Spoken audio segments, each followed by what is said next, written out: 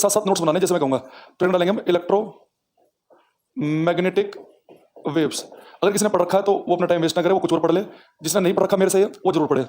आपने कहीं और पढ़ रखा है उससे मतलब नहीं है, आपने मेरे से पढ़ा हुआ कि नहीं इससे मतलब है। वैद्युत चुंबकीय तरंगे, इलेक्ट्रोमैग्नेटिक वेव्स, हिंदी इंग्लिश में साथ साथ लिखेंगे। मेरे साथ साथ नोट्स बनाने हैं, साथ साथ लिखना है, बहुत फायदा होगा आपको। वरना दो दो तीन तीन बार वीडियो देखोगे कोई फायदा नहीं होगा। हाँ sir I am from Palwal, कोई पलवल से है, कोई आगरा से, सब है हमारे झारखंड से, ठीक है, सब बहुत बढ़िया है, टाइम वेस्ट नहीं करने के करेंगे, क्लास में सुनेंगे, ठीक है। और एक बच्चा होता है बदतमीजी, सर झारखंड से हिंदी में लिखिए। अरे भाई पहले एक बार इंग्लिश में लिख लूंगा तभी तो हिंदी में आऊंगा, ऐसा मत करो भाई। पूरे मन से पढ़ाऊंगा, ईमानदारी से। जितना और बैच में पढ़ाया उससे बढ़िया कोशिश करूंगा समझाने की, आराम आराम से। एक तो बीच में कोई कमेंट नहीं करेगा जब मैं कहूंगा कि ये क्वेश्चन है, ठीक है, कि ये क्वेश्चन इसका आंसर हो, केवल आपका रिप्लाई तभी आना चाहिए। बीच में गुड मॉर्निंग गुड इवनिंग ये कर दो ज्ञान कोई नहीं देगा। अब सुना ध्यान से, ठीक है। अब बच्चों, जो मैं टॉपिक आपको पढ़ा रहा हूं ये आजकल सबसे फेवरेट टॉपिक है एग्जामिनर का। अगर आप इस साल का सीडीएस का एग्जाम देखें जो भी हुआ था कुछ दिन पहले, कमांडेंट का एग्जाम देखें, यूपी पीसीएस का एग्जाम देखें 2018 का, या चाहे आप देखें बिहार पीसीएस का, या और भी स्टेट का मैंने देखा नहीं है, और भी स्टेट में समय सेम ही बातें आती हैं, या सीजीएल 2018, सबसे ज्यादा अगर क्वेश्चन किसी टॉपिक से आए हैं तो इलेक्ट्रोमैग्नेटिक वेव्स आए हैं, ठीक है। तो इलेक्ट्रोमैग्नेटिक वेव के अंदर मैं बताऊंगा कि कौन कौन सी इलेक्ट्रोमैग्नेटिक वेव है। बताओ, एक बार टुनटुन कुमार कह रहे हैं यू आर फ्रॉम वेयर। भाई क्यों टाइम वेस्ट कर रहे हो? मैं इटावा से हूं, मैंने पढ़ लिया है सर। पढ़ लिया तो भाई रिवाइज कर लो, या रहने दो, पता नहीं चलेगा, आपकी बहुत याद आ रही है। मैं वाराणसी से हूं। सबको नमस्कार, वाराणसी से, आगरा से, भारत के हर कोने से जितने लोग आए हैं, मेरा सबको सादा क्या बोलते हैं सर, प्रणाम करता हूं मैं। और दूसरा, यूपी पुलिस में सब में काम करेगा भाई, वो सब एक ही बात होती है, वो सीजीएल का लेवल होता है, सीपीओ का, सब जगह पुलिस का, हर स्टेट का। पीसीएस कह रहा हूं तो हर स्टेट के पीसीएस की बात कर रहा हूं, ठीक है। दूसरी बात, मैं अगले 5 मिनट के बाद कमेंट सेक्शन बंद हो जाएगा अगर आप ऐसे करते रहे। तो सबको नमस्कार है। मैंने कहा कि आपका कमेंट केवल तभी आएगा जब मैं आपसे कहूंगा कि इस क्वेश्चन का आंसर दें। उससे पहले किसी तरह का क्वेश्चन प्लीज ना पूछें, आपको फायदा होगा, ठीक है। अच्छा, जिसे क्लियर नहीं दिख रहा वो थोड़ा सा पिक्सल बढ़ा ले, अपना हल्का सा पिक्सल बढ़ा ले, तो नेट कम बचाएं, वो अपना थोड़ा पिक्सल बढ़ाएंगे, बिल्कुल क्लियर दिखेगा। मेरे सामने यहाँ पे मोबाइल में चल रहा होता है, उस समय आइडिया होता है कि कितना सुंदर दिख रहा है, क्या चीज नहीं दिख रही। तो अगर वहां पर रुकेगा तो मैं तभी मानूंगा कि रुक रहा है, साफ नहीं दिख रहा, सब कुछ बढ़िया है, ठीक है। हाँ, रेल वगैरह में सब में। अब देखो भाई, सबसे फेवरेट टॉपिक था ये इस बार का, तो मैं इसके अंदर आपको देखो बताऊंगा क्या क्या, आप सुनेंगे ध्यान से बच्चे। इसके अंदर हम पढ़ने वाले हैं इलेक्ट्रोमैग्नेटिक वेव कौन कौन सी हैं, पहला क्वेश्चन हमारा ये होगा। फिर उनके हम यूज कहां करेंगे, तीसरा उनकी डिस्कवरी खोज किसने की है और उनकी कुछ प्रॉपर्टी के बारे में, और फिर उन्हें ही इलेक्ट्रोमैग्नेटिक वेव क्यों कहा, किसी और को क्यों नहीं कहा। तो इन सब बातों को मैं पढ़ना है, ठीक है। अब मैं आपके सामने इलेक्ट्रोमैग्नेटिक वेव में वहां से स्टार्ट करूंगा जहां से कुछ बातें आपको पता है। तो जो बातें आपको पता है वहां से स्टार्ट करते हैं, धीरे धीरे धीरे धीरे हम उसके अंदर बातों को ऐड करना शुरू करेंगे। जो बच्चे पढ़ चुके हैं रिवाइज कर लेना अपना सुनते हुए, ठीक है। और बाकी परिवार जो देख रहे हैं वो ध्यान से देखेंगे। बच्चे मान लो मैंने क्या किया, मैंने आपके सामने एक प्रिज्म बनाया। ये वही प्रिज्म है जिसका हम लैब में 9th-10th क्लास में यूज किया करते थे, ठीक है। ये मैंने एक प्रिज्म लिया ग्लास का, कांच का, ठीक है। अब मैंने एक प्रिज्म ले लिया कांच का। अगर आपको पता है कि प्रिज्म कुछ होता है, आपने ऐसा कुछ सुना है, तो आप अगली लाइन 100% जानते हैं सभी बच्चे। अगर मैं इस प्रिज्म के ऊपर सनलाइट डाल दूं, सनलाइट को बोलते हैं व्हाइट लाइट, श्वेत प्रकाश। जैसे मैं प्रिज्म के ऊपर व्हाइट लाइट डालूंगा, व्हाइट लाइट को बोलेंगे हिंदी में श्वेत प्रकाश, और इसका सबसे बढ़िया सोर्स होता है सनलाइट, ठीक है। तो जैसे ही सनलाइट प्रिज्म के ऊपर डलेगी तो सब बच्चों को पहली लाइन पता है, सबको मन से आवाज आई होगी कि लाइट कितने रंग में टूट जाएगी, 7 कलर में। 1 2 3 4 5 6 7। अच्छा बच्चे, जो 7 कलर होंगे, ये 7 कलर होंगे कौन से, ये भी हम सब जानते हैं बचपन से। वो 7 कलर होते हैं अपने विबग्योर, VIBGYOR, विबग्योर। क्योंकि यहाँ पे बन नहीं पाता है तो मैं थोड़ा ऐसे लिख दिया विबग्योर। आर से आपको पता है कौन सा कलर बनता है अपना, रेड कलर। ओ से कौन सा बनता है बच्चों अपना, ऑरेंज कलर। वाई से क्या बनता है, येलो कलर। जी से क्या बनता है, ग्रीन। बी से बनता है ब्लू कलर। आई से बनता है इंडिगो, और वी से बनता है वायलेट कलर। हिंदी माध्यम के बच्चे देखेंगे, जब सनलाइट यानी कि सूर्य का प्रकाश किसी प्रिज्म पर डलेगा तो सनलाइट 7 रंग में स्प्लिट हो जाएगी, 7 रंग में टूट जाएगी। वो 7 रंग हमारे रेड को बोलते हैं हिंदी में लाल, नारंगी, फिर पीला, हरा, नीला, आसमानी और बैंगनी। तो सनलाइट जब प्रिज्म पर डलेगी तो 7 रंगों में टूट जाएगी, और 7 रंग हमारे कौन से होते हैं बच्चों, विबग्योर। ये देखो विबग्योर कैसे बना, VIB, विबग्योर, विबग्योर। तो अगर आज के बाद मेरे से कोई पूछता है कि सनलाइट कितने रंग का कॉम्बिनेशन है, तो मैं उन्हें क्या बताऊंगा कि सनलाइट कॉम्बिनेशन है 7 रंग का। तो दृश्य प्रकाश 7 रंगों से मिलकर बना है। ये बात यहां तक कि आपको पता होनी चाहिए पहले से ही, ये मैं इतना मानकर चल रहा हूं। अब ध्यान सुनो, ये जो बात मैंने आपको बताई कि सनलाइट 7 कलर का कॉम्बिनेशन है, ये बात हमें सबसे पहले बताई थी न्यूटन ने। न्यूटन ने हमें बताया कि व्हाइट लाइट 7 रंगों का कॉम्बिनेशन है। उससे पहले हम लाइट को मानते थे कि व्हाइट लाइट है, फिर उसमें 7 रंग बने हुए हैं, वो न्यूटन भाई साहब ने हमें बताया। उसने कहा कि जब आप लाइट को प्रिज्म से गुजारते हो तो पर्दे के ऊपर आपको 7 रंग दिखते हैं, तो व्हाइट लाइट में ये 7 रंग होंगे, तभी तो लाइट 7 रंग में टूट गई है। हमने कहा बात तो सही है, हमने उनकी बात मान ली। हालांकि उन्होंने एक आध एक्सपेरिमेंट और किया था जो हम आगे चल के क्लास में वो भी बीच में आएगा। अब ये बात बहुत दिन तक चली, white light is a combination of 7 colours, श्वेत प्रकाश, सूर्य का प्रकाश 7 रंग का कॉम्बिनेशन है। लेकिन बाद में कुछ और साइंटिस्ट आए, उन्होंने कहा भाई साहब जो आप ये पढ़ रहे हो ना, ये सही तो है पर ये कंप्लीट नहीं है, ये आधा अधूरा है। हमने कहा जी ठीक है, आधा अधूरा है, ठीक है, तो पूरा आप बता दो। न्यूटन ने कुछ तो बताया, आप भी तो कुछ बताओगे। तो उन्होंने कहा कि सनलाइट में इन 7 रंगों के अलावा भी कुछ और है जो हमें नहीं दिखता है। अब जो सनलाइट में वो क्या चीज है जो हमें नहीं दिखती है, उसकी बात आज मैं क्लास में करूंगा कि सूर्य के प्रकाश में इन 7 रंगों के अलावा और क्या क्या है जो आपको नहीं दिखाई देता है। अगर वो नहीं दिखता है तो वो करता क्या है, उसकी प्रॉपर्टी क्या है, वो कैसे बिहेव करेगा, सारी बातें पढ़ेंगे। अब बच्चे मैंने लिखा सबसे ऊपर रेड, ये लाल लिखा मैंने, तो लाल जो लिखा मैंने रेड, तो रेड के ऊपर हम लिखेंगे इंफ्रारेड, इंफ्रारेड वेव्स। अब इंफ्रारेड वेव को हिंदी में हम क्या बोलते हैं, यहां पे मेरे पास जगह नहीं है तो मैं इधर लिख देता हूं, हिंदी वाले बच्चे ध्यान देना। इंफ्रारेड वेव को बोलते हैं हिंदी में अवरक्त तरंगे, इंफ्रारेड वेव्स अवरक्त तरंगे, इन्हें हम कहेंगे अवरक्त। अब याद कैसे रखेंगे, देखो बच्चों, सुनील जी वीडियो की क्वालिटी थोड़ी सी बढ़ा लीजिए आप, ठीक।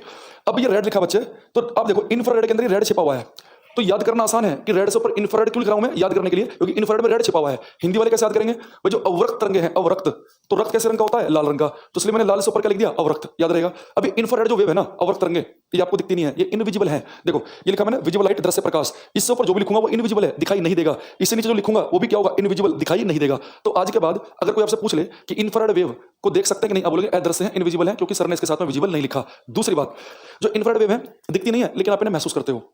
आप गर्मी में बाहर निकलते हैं रोड पर, तो जब सड़क पर बाहर निकलते हैं ना तो आपको गर्मी से लगती है, पसीने आते हैं, तो जो सनलाइट का वो भाग जिससे मुझे पसीने आते हैं, जिससे मुझे गर्मी लगती है, वो कौन सा भाग होता है, इंफ्रारेड। मैं कहता हूं बच्चों को वो छोड़ो, सन छोड़ो, आप एक बल्ब लगा दो 200 वाट का, उसके बगल में एक बल्ब और लगा दो, 2 बल्ब, ठीक है, और ऐसे खड़े हो जाओ तो आपको पसीने आने शुरू हो जाएंगे, ठीक है। तो बल्ब की लाइट का भी वो भाग जिससे आपको पसीने आने शुरू हो जाए, जिससे आपको गर्मी लगे, वो भी क्या होता है, इंफ्रारेड। यानी जो इंफ्रारेड वेव है, जो अवरक्त तरंगे हैं, ये आपको क्या महसूस कराती है, गर्माहट, गर्मी महसूस कराती हैं। तो इनसे आपको गर्मी आएगी, लगेगी, पसीने आएंगे।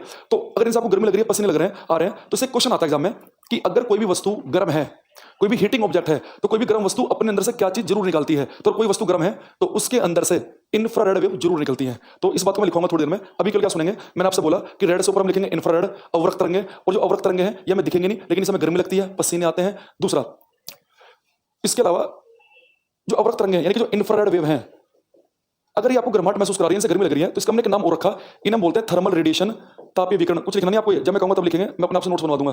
तापीय विकिरण, इंफ्रारेड वेव्स, तापीय विकिरण, इंफ्रारेड वेव्स। तो अगर कोई आपसे पूछ ले कि अवरक्त तरंगों को और क्या कहते हैं हम, इंफ्रारेड वेव का दूसरा नाम क्या है, आप बोलोगे इंफ्रारेड वेव को तापीय विकिरण, थर्मल रेडिएशन भी कहा जाता है। अच्छा क्यों कहते हैं भाई थर्मल रेडिएशन, तापीय विकिरण, इसलिए कह रहे हैं क्योंकि आपको ताप महसूस करवा रही है, इनसे आपको गर्माहट महसूस होती है, ठीक है भाई। क्वालिटी भाई, तुम्हें इतना ऐप चलानी आती कि नहीं आती है, उसमें साइड में एक बटन होता है और उस बटन में क्या होता है कि उसमें क्लिक किया करो और उससे आपको वीडियो क्वालिटी बढ़ा लिया करो। एक तो अच्छा इंटरनेट यूज करो, ठीक है। चलिए अब यहां पे लिखा बच्चा वायलेट, तो वायलेट से नीचे लिखूंगा मैं अल्ट्रा वायलेट, पराबैंगनी, अल्ट्रा वायलेट रेज, पराबैंगनी किरणें। अल्ट्रा वायलेट रेज को मैं लिख देता हूं हिंदी वाले बच्चों के लिए कि जो मैं लिखा वहां पे अल्ट्रा वायलेट रेज, पराबैंगनी, इन्हें हम हिंदी में बोल रहे हैं पराबैंगनी किरणें, अल्ट्रा वायलेट रेज, पराबैंगनी किरणें। जो अच्छे अल्ट्रा वायलेट रेज है, इनका जो शॉर्ट नाम होता है वो होता है यूवी रेज, यूवी किरणें। अल्ट्रा वायलेट को हम शॉर्टकट में क्या बोल देते हैं, इन्हें हम शॉर्टकट के अंदर बोल देते हैं यूवी, यू का मतलब अल्ट्रा, वी का मतलब वायलेट। अब जो बच्चे अल्ट्रा वायलेट रेज हैं ये भी सनलाइट के साथ में चलती हैं। एक सेकंड रुको, एक सेकंड,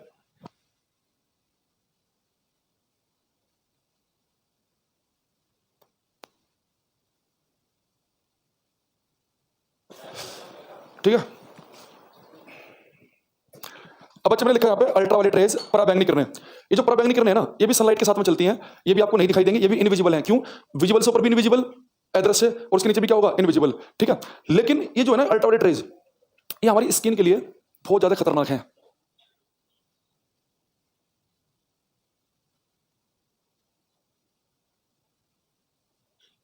करेंगे ना तो वीडियो क्वालिटी के ऑप्शन आ जाएंगे, तो उसमें अच्छी वीडियो क्वालिटी आप चलाएं तो बढ़िया दिखेगा आपको, ठीक है। अब मेरे हिसाब से वीडियो आपकी चल गई होगी, वो इंटरनेट चेंज करवाया मैंने, अभी दूसरे वाला लगवाया है। चलिए चलिए अब स्टार्ट हो गई वीडियो। हाँ देखो मैंने कहा बच्चों कि जो अल्ट्रावायलेट रेज है ये आपको दिखेगी नहीं लेकिन ये बड़ी खतरनाक है हमारी स्किन के लिए, हमारी त्वचा के लिए, ठीक है। इससे आपको स्किन कैंसर तक भी हो सकते हैं। एक बच्चे ने क्वेश्चन पूछा था कि क्यों क्यों हो जाता है, वो भी थोड़ी देर में आगे आएगा। तो जो स्किन प्रॉब्लम है, जो त्वचा रोग हैं, वो सबके सब किस वजह से होते हैं, अल्ट्रावायलेट रेज की वजह से। तो ये पराबैंगनी जो किरणें हैं ये बहुत ही खतरनाक होती हैं, ये हमारे शरीर को बहुत प्रभावित करती हैं और इनसे हमें स्किन संबंधित रोग होते हैं। ये क्वेश्चन बहुत बार आ चुका है कि स्किन कैंसर कौन सी किरणें करती हैं, स्किन की प्रॉब्लम किससे होती है। तो स्किन प्रॉब्लम किससे होती है, अल्ट्रावायलेट रेज की वजह से, पराबैंगनी किरणों की वजह से स्किन प्रॉब्लम होती है। दूसरा, लेकिन हमारी किस्मत थोड़ी सी अच्छी है कि भगवान ने हमारे सर के ऊपर एक ओजोन लेयर दी है। तो जो ओजोन लेयर है ना बच्चों, वो इन अल्ट्रावायलेट रेज को अपने अंदर एब्जॉर्ब कर लेती है, इसलिए हम इनसे बचे हुए हैं। तो ये सारी बातें हम लिखेंगे भी थोड़ी देर में। तो अभी मैंने क्या बताया कि जो अल्ट्रावायलेट रेज हैं, एक तो स्किन प्रॉब्लम करती हैं, लेकिन इन्हें कौन अपने अंदर एब्जॉर्ब कर लेता है? ओजोन लेयर एब्जॉर्ब कर लेती है, ठीक है। इसके अलावा इंफ्रारेड जो मैंने आपको बताया था, वो मैंने आपको बताया था कि ये इससे आपको गर्मी महसूस होती है, इसे हम थर्मल रेडिएशन, तापीय विकिरण भी कहते हैं। यहां तक मैं आपको बता चुका हूं, ठीक है। अब आगे बढ़ते हैं। अब देखो ये जो मैंने आपको बात बताई, ये बात भी बहुत दिन तक चली कि भाई तीन, ये बातें कई दिन तक हमने पढ़ी, बहुत दिन तक। ऐसा समझ लो कि जो विजिबल लाइट है, इंफ्रारेड वेव है, अल्ट्रावायलेट, ये सब सन की लाइट के साथ साथ चलती हैं, सब की सब। लेकिन इनमें से जो इंफ्रारेड है वो गर्माहट महसूस करा रही है, ये चीजों को दिखा रही है, और ये कर रही है स्किन प्रॉब्लम कर रही है। लेकिन बाद में कुछ और साइंटिस्ट आए, उन्होंने कहा कि आप एक काम करो, जब आपने इतना पढ़ ही लिया है, एक छोटा सा काम और करें। दो तीन और ऐसी किरणें हैं जो इन तीनों की तरह बिहेव करती हैं, ठीक है, इन तीनों की तरह। तो मैं काम करते हैं, तो दो किरणें मैं लिखूंगा नीचे, दो लिखूंगा ऊपर, तो कुल मिलाकर आपके पास में 7 नाम हो जाएंगे, 7। तो जो 7 नाम बनेंगे टोटल, उन्हें हम बोलेंगे इलेक्ट्रोमैग्नेटिक वेव, ठीक है। अब जो नीचे के 2 नाम है वो देखो कौन कौन से होंगे बच्चों, उन्हें मैं पेन से लिख देता हूं। एक है हमारे पास में एक्स रेज, एक्स किरणें। कैसे याद रखेंगे? एक एक लेटर की है, एक्स रेज, एक्स किरणें। हिंदी वाले लिखेंगे एक्स किरणें, और सबसे नीचे लिखेंगे हम गामा रेज, गामा किरणें। जिन बच्चों को नहीं पता कोई बात ध्यान देना कि जो मैंने लिखा ना, ये इसे हम गामा बोलते हैं, गामा। बहुत सारे बच्चे से वाई कह देते हैं, वाई नहीं से गामा किरणें बोलेंगे, गामा रेज, ठीक है। अब ऊपर के 2 नाम हम अलग से लिखेंगे। एक होती है माइक्रोवेव, सूक्ष्म तरंगे, माइक्रोवेव सूक्ष्म तरंगे, और सबसे ऊपर हम बच्चे लिखेंगे हम रेडियो वेव, रेडियो तरंगे। अब जिनका बैकग्राउंड साइंस नहीं है, अब उन सब बातों पर ध्यान देना जो मैं बोलने वाला हूं। देखो अब देखो, मैंने आपके सामने कुल मिला के 7 नाम लिखे हैं, 7। Radio, micro, infrared, visible light, ultraviolet, x ray, gamma ray. Radio तरंगे, सूक्ष्म तरंगे, अवरक्त तरंगे, दृश्य प्रकाश, पराबैंगनी किरणें, एक्स किरणें, गामा किरणें, ठीक है। अब जो मैंने आपके सामने ये 7 नाम लिखे हैं, इन्हीं 7 को हम इलेक्ट्रोमैग्नेटिक वेव, वैद्युत चुंबकीय तरंगे कहते हैं। क्यों कहते हैं वो भी आएगा आगे चल के। तो पेपर में अगर कभी आ जाए कि 4 ऑप्शन आपके सामने हैं, 7 ऑप्शन, सॉरी 4 ऑप्शन आपके सामने हैं, और आपसे कह दे कि इन चारों में बताओ कौन सी इलेक्ट्रोमैग्नेटिक वेव है और कौन सी नहीं है, आपसे ऐसा पूछेगा, तो आपको क्या करना है, जो भी नाम इस ग्रुप से मिल जाए वो तो इलेक्ट्रोमैग्नेटिक वेव है, जो नहीं मिलेगा वो नहीं है, ठीक है। एक सेकंड रुको भाई।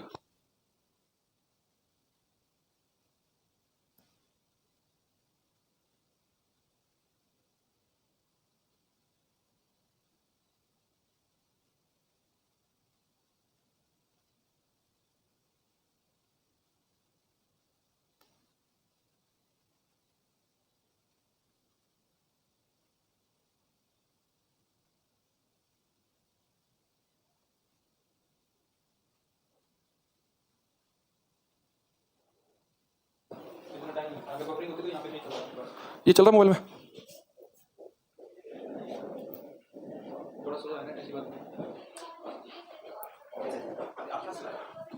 अरे जो बोल रहे हैं भाई, देखो यहाँ पे बिल्कुल सही चल रहा है यार अपने मोबाइल में। देखो ये मोबाइल में चला रखा हमने भी, ये बिल्कुल किस सही चल रहा है, एक चीज, ठीक है। चलिए भाई, थोड़ा बहुत आपको एडजस्ट करना पड़ेगा। आप हो सकता है कि मोबाइल डेटा से यूज कर रहे हो, थोड़ा आपका स्लो चल रहा हो, जिनका वाईफाई होगा उन्हें ठीक चल रहा होगा, ठीक है। अच्छा बच्चे कह रहे हैं साइंस 4 वाले भी हैं इसमें, वो कह रहे हैं साइंस 4 का भी चल रहा है। हाँ एवरीथिंग वेल, ठीक है।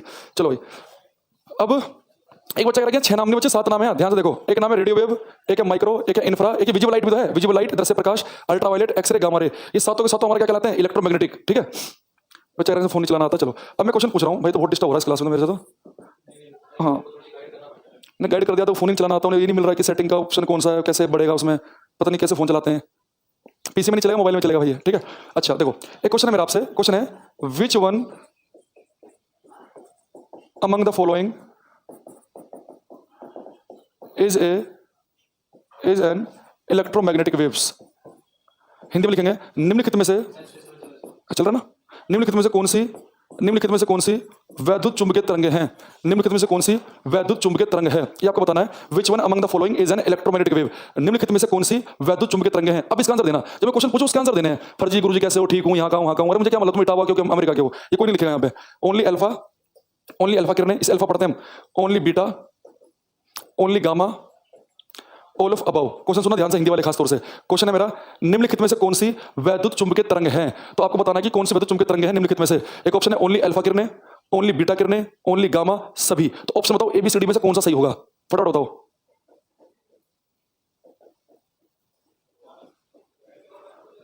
ठीक है, मुझे पता था एक दो धुरंधर तो गलत करेगा, इसलिए जान पूछ के मैंने क्वेश्चन पूछा। पता नहीं कहां बुद्धि है तुम्हारी, क्या पढ़ रहे हो तुम। अब तुम्हें डांट डांट के पढ़ाना पड़ेगा, मास्टर नहीं पढ़ाते 5 छठी क्लास के बच्चों को, डंडा लेके आते हैं। अब एक डंडा लेके आऊंगा अगली क्लास से और वो कैमरे से ही मारा जाएगा तुम्हें। देखो मैंने क्वेश्चन पूछा कि कौन सी इलेक्ट्रोमैग्नेटिक वेव है, बहुत बढ़िया बच्चों ने आंसर दिया, लाइन से चल रहा है, बहुत बढ़िया सही।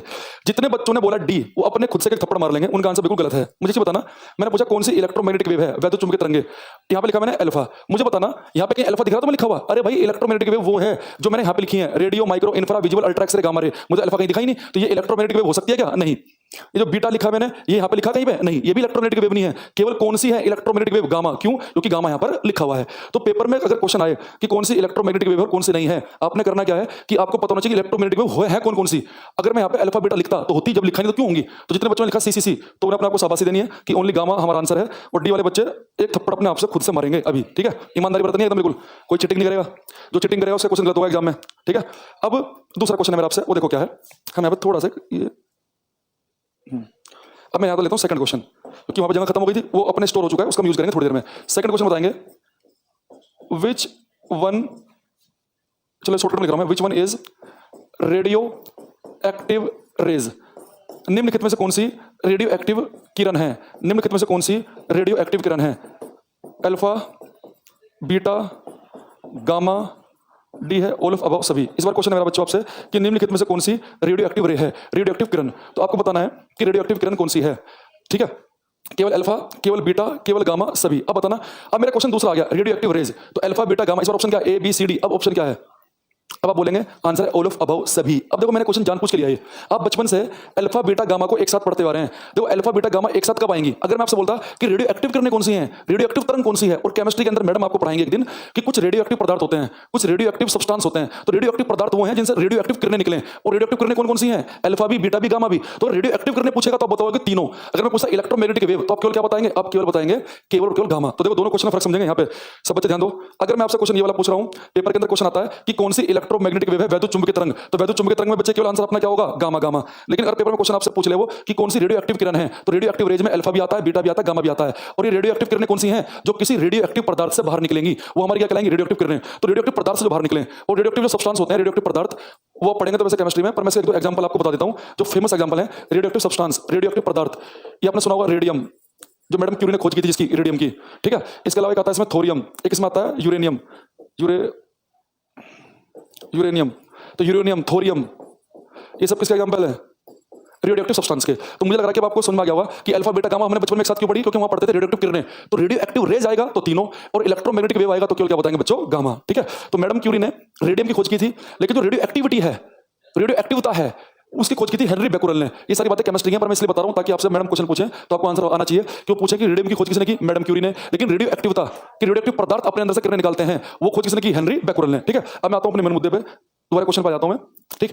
अब दोनों क्वेश्चन में शायद आपको डिफरेंस पता चल गया होगा, ठीक है? अब मैं क्वेश्चन आपके लिए और ले लेता हूं, चलो उसे यहीं पे लिखते हैं ताकि फिर मैं इन क्वेश्चन को आपको एक साथ दिखा सकूं बाद में। एक क्वेश्चन मैं और ले लेता हूं यहाँ पे। इस बार आपको बताना है विच one is not an electromagnetic wave. निम्नलिखित में से कौन सी वैद्युत चुंबकीय तरंग नहीं है? इस बार याद रखना, नोट पूछा मैंने, निम्नलिखित में से कौन सी वैद्युत चुंबकीय तरंग नहीं है? राजेंद्र कुमार जी लगातार लाइन लिख रहे हैं, रेड ग्रीन विजिबल का क्या ईएम वेव है? अरे भाई विजिबल लाइट अगर इलेक्ट्रोमैग्नेटिक वेव है तो उसके अंदर जितने भी कलर हैं वो सभी उसी के पार्ट हैं, तो वो भी होंगे। और एक ही मैसेज को एक बार लिखो, मुझे बताना होगा, मैं एक बार में बता दूंगा, 20 बार ना लिखें प्लीज, उससे सर्वर डाउन होता है, ठीक है? अब देखो विच one is not an electromagnetic wave, कौन सी इलेक्ट्रोमैग्नेटिक वेव नहीं है? अब आपको ये बताना है। पहला ऑप्शन में लिखा है यहाँ पे एक्सरे, एक्स किरणें। दूसरा बच्चों में लिखा है यहाँ पे माइक्रोवेव, सूक्ष्म तरंगे। एक लिखा बच्चों में यहाँ पे साउंड वेव, ध्वनि तरंगे। और एक ऑप्शन में बच्चों में यहाँ पे लिखा रेडियो वेव। इस बार आपको गलत नहीं होना चाहिए। क्वेश्चन है मेरा, निम्नलिखित में से कौन सी इलेक्ट्रोमैग्नेटिक वेव वैद्युत चुंबकीय तरंग नहीं है? आपको ये बताना है कौन सी नहीं है। X-ray, microwave, sound, radio. X किरणें, सूक्ष्म तरंगे, ध्वनि तरंगे, रेडियो तरंगे, कौन सी नहीं है? तो आपको पता होना चाहिए। इस बार पूछा कौन सी नहीं है, बच्चों पूछा क्या उसने? EM wave. तो ईएम तो आपको पता ही है कौन कौन सी होती हैं? Radio, micro, infrared, visible light, ultraviolet, x ray, gamma ray. अब मुझे बताओ इसमें ढूंढते हैं, एक्सरे लिखा है कि नहीं लिखा है? लिखा ही तो है। माइक्रोवेव भी लिखा है, सूक्ष्म तरंगे भी है, साउंड लिखा है कहीं पे? नहीं। इसका मतलब है कि साउंड इलेक्ट्रोमैग्नेटिक वेव नहीं है, यही हमारा आंसर है। रेडियो भी लिखा हुआ है, यानी रेडियो भी इलेक्ट्रोमैग्नेटिक वेव है, माइक्रो भी है, एक्सरे भी है, केवल कौन सी नहीं है? साउंड। तो ये हमारा आंसर बन गया है। तो मैं आपको फिर से मैच करा देता हूं आंसर, कौन सी नहीं है यहाँ पे? साउंड आंसर है। यहाँ पे रेडियो एक्टिव पूछा उसने, तो रेडियो एक्टिव में तीनों आती हैं, तो आंसर हमारा क्या होगा? डी ऑप्शन होगा। इससे पहले मैंने क्वेश्चन आपसे पूछा था ये वाला, इसमें मैंने पूछा था कि कौन सी है, और कौन सी क्या पूछा था? EM wave. तो अल्फा बीटा नहीं होते, क्या आंसर? गामा। अब मुझे बताओ यहां तक जरूरी नहीं सभी को बताना, जो पहली बार पढ़ रहे हैं बच्चे मेरे से वो बताएंगे कि यहाँ तक की बात क्लियर हुई कि नहीं हुई है, और क्लियर हुई तो फिर मैं आगे बढ़ता हूँ, ठीक है। अगले 10 सेकंड आपके पास में है, ठीक है। तो स्पीड से मैसेज चलेंगे, मुझे आइडिया हो जाएगा कि आ रहा है कि नहीं आ रहा है। सब बच्चे फटाफट लिख देंगे कि आ रहा है कि नहीं आ रहा है। तो मैं एक मोटा मोटा सा आइडिया ले लेता हूँ कि अभी मैंने कुछ समझाया नहीं आपको, अभी मैंने केवल कुछ बातें बताई, केवल ये ढूंढना कि पेपर में अगर ऐसा क्वेश्चन आ जाए तो दिमाग में आपको पता होना चाहिए ईएमवे पूछ रहा है या नहीं है, तो होती कौन सी, तभी तो बता पाओगे कि है या नहीं है, ठीक है।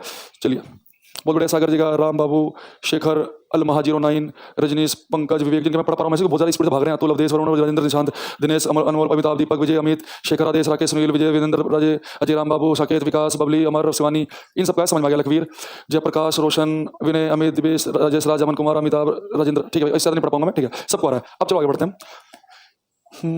अब मैं यहाँ पे इससे मिटाता हूँ। गुड, ठीक है। बच्चे, मैंने कॉन्सेप्ट नहीं बताया आपको, धीरे धीरे बताऊंगा। कॉन्सेप्ट धीरे धीरे आएंगे। मैं मान के चल रहा हूँ कि सब बच्चे साइंस बैकग्राउंड के नहीं है, उस हिसाब से पढ़ा रहा हूँ आपको। अच्छा, अब यहाँ देखते हैं हम। एक जो मैंने आपको ये पैटर्न बनाते समय कुछ कहानी सुनाई थी, तो जब पैटर्न खत्म हुआ ना, उसके नीचे स्टार बनाकर आप 2-3 लाइनें लिख लेंगे, ठीक है। अब मैंने आपको एक बात बताई थी कि जो इंफ्रारेड वेव है, मैंने आपसे कहा था कि इसका दूसरा नाम क्या लिखवाया था मैंने आपको, थर्मल रेडिएशन, तापीय विकिरण, और हर एक गर्म वस्तु से निकालती है अपने अंदर से। तो उस वाले क्वेश्चन पे आ जाते हैं हम, लिखेंगे स्टार बना के पहला पॉइंट। तो जो बच्चे शुरू से लाइव देख रहे हैं उन्हें पता है कि मैंने कुछ बातें बताई थी, उन्हें मैं इकट्ठा करके लिखवा रहा हूँ। फर्स्ट पॉइंट लिखेंगे infrared waves, infrared waves, infrared waves are also called thermal radiation, are also called thermal radiation, are also called thermal radiation।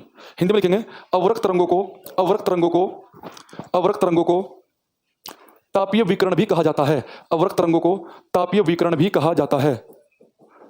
कोमल आगे लिखेंगे, कोमल आगे एवरी हिटिंग ऑब्जेक्ट। अगर मेरे साथ नोट्स बनाना, उसे समझ में आएगा। जो बच्चा कल कहानी सुन रहा हो ना ऐसे कि जैसे बस अपना जो नवाब हो और अपना सुन रहा है वीडियो हाथ पाथ रख के, कुछ नहीं होना उसका, टाइम खराब कर रहा हो, अभी लिखवा लो मेरे से, लिख लो टाइम खराब हो रहा है। जो सुनते सुनते लिखे, बोले रफ सा लिखे, टीचर ने बताया 1-2 पॉइंट लिखता है, साथ साथ सुन रहा है, उन्हें सारी बातें समझ में आएंगी। अदरवाइज आपको प्योर टाइम खराब है, आपके डेटा का भी टाइम खराब है, कोई फायदा नहीं होगा। कोई से बड़े घर वालों काम करो, कपड़े बड़े धो लो, मम्मी की हेल्प करो, ठीक है।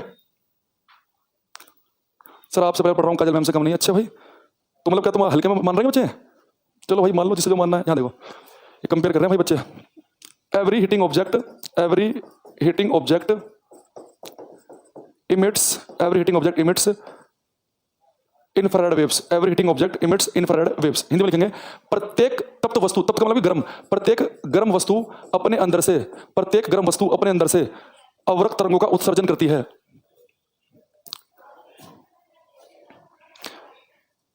भाई आदर्श जी ये बोल रहे हैं कि सनलाइट में कौन कौन से ईएमएफ है। ये भाई बच्चे देखो, सन जो लाइट है ना, अभी मैं बताऊंगा, सन से लाइट चलती है ना, तो उससे कभी जो आपको लाइट पहुंचे, जो आपको दिख रहा है ना दृश्य प्रकाश, सन की लाइट से नहीं चलता। सन की लाइट से इन सबका कॉम्बिनेशन, मिश्रण चलता है, इन सबका मिश्रण। लेकिन जो धरती पर पहुंच पाती है, जो हमारे एटमॉस्फेयर के अंदर घुसती है, जो हमारे तक पहुंचती है, उसमें इंफ्रा होती है, इनविजिबल लाइट होती है और अल्ट्रावायलेट होती है।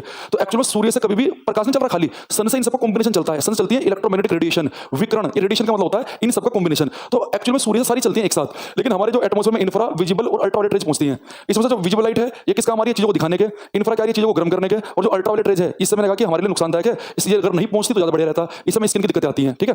चलो मैंने लिखवाया प्रत्येक गर्म वस्तु अपने अंदर से अवरक्त तरंगों का उत्सर्जन करती हैं, अवरक्त तरंगों का उत्सर्जन करती हैं। ये मैंने आपको बोला था ना शुरुआत में, तो मैंने कहा था कि आपको मैं लिखूंगा ये बातें मैं, तो सारी बातें जो मैंने आपको समय समझाते हुए बताई थी उन सबको लिखेंगे भी हम।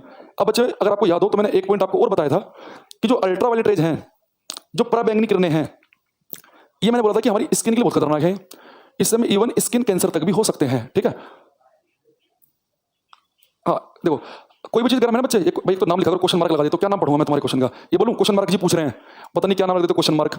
इसने बंदे ने 8 बार क्वेश्चन मार्क बना दिया, टाइम खराब हुआ ना। इसका नाम अमित होता तो सीधा बोलते हैं भाई अमित भाई। देखो अब आपने एक चीज देखना, आपने कोई लोहे की चीज गर्म की, ठीक है, और उसके अपने आसपास हाथ लेके आना, आपको कुछ गर्म गर्म भाप से महसूस होंगी, जो आपको दिख भी नहीं रही होंगी, कुछ भाप तो आपको दिखती है, पर कई बार जब कोई चीज गर्म होती है तो उसके आसपास गर्म गर्म से कुछ महसूस होता है, तो वही क्या होता है, वही इंफ्रारेड वेव है। वही कौन सी होती है, अवरक्त तरंगें, ठीक है। उत्सर्जन क्या होता है भाई, हद हो गई। उत्सर्जन समझ रहे हो भाई, मैं कह रहा हूं कि इमिट्स करना, उससे होता है कुछ निकलना, बाहर निकलना, उसे उत्सर्जन कहते हैं। कुछ ना अच्छे पूछो भाई, ऐसा मत करो। चलो अब लिखेंगे यहाँ पे अल्ट्रावायलेट रेज, लिखेंगे ultraviolet rays are very harmful, ultraviolet rays are very harmful, are very harmful to human skin, are very harmful to human skin, but these rays are absorbed by ozone layer. Hindi में लिखेंगे पराबैंगनी किरणें मनुष्य की त्वचा के लिए बहुत अधिक खतरनाक होती हैं।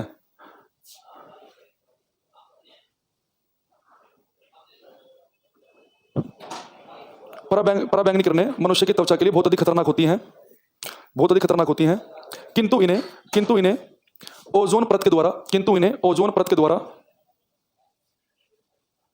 किंतु इन्हें किंतु इन्हें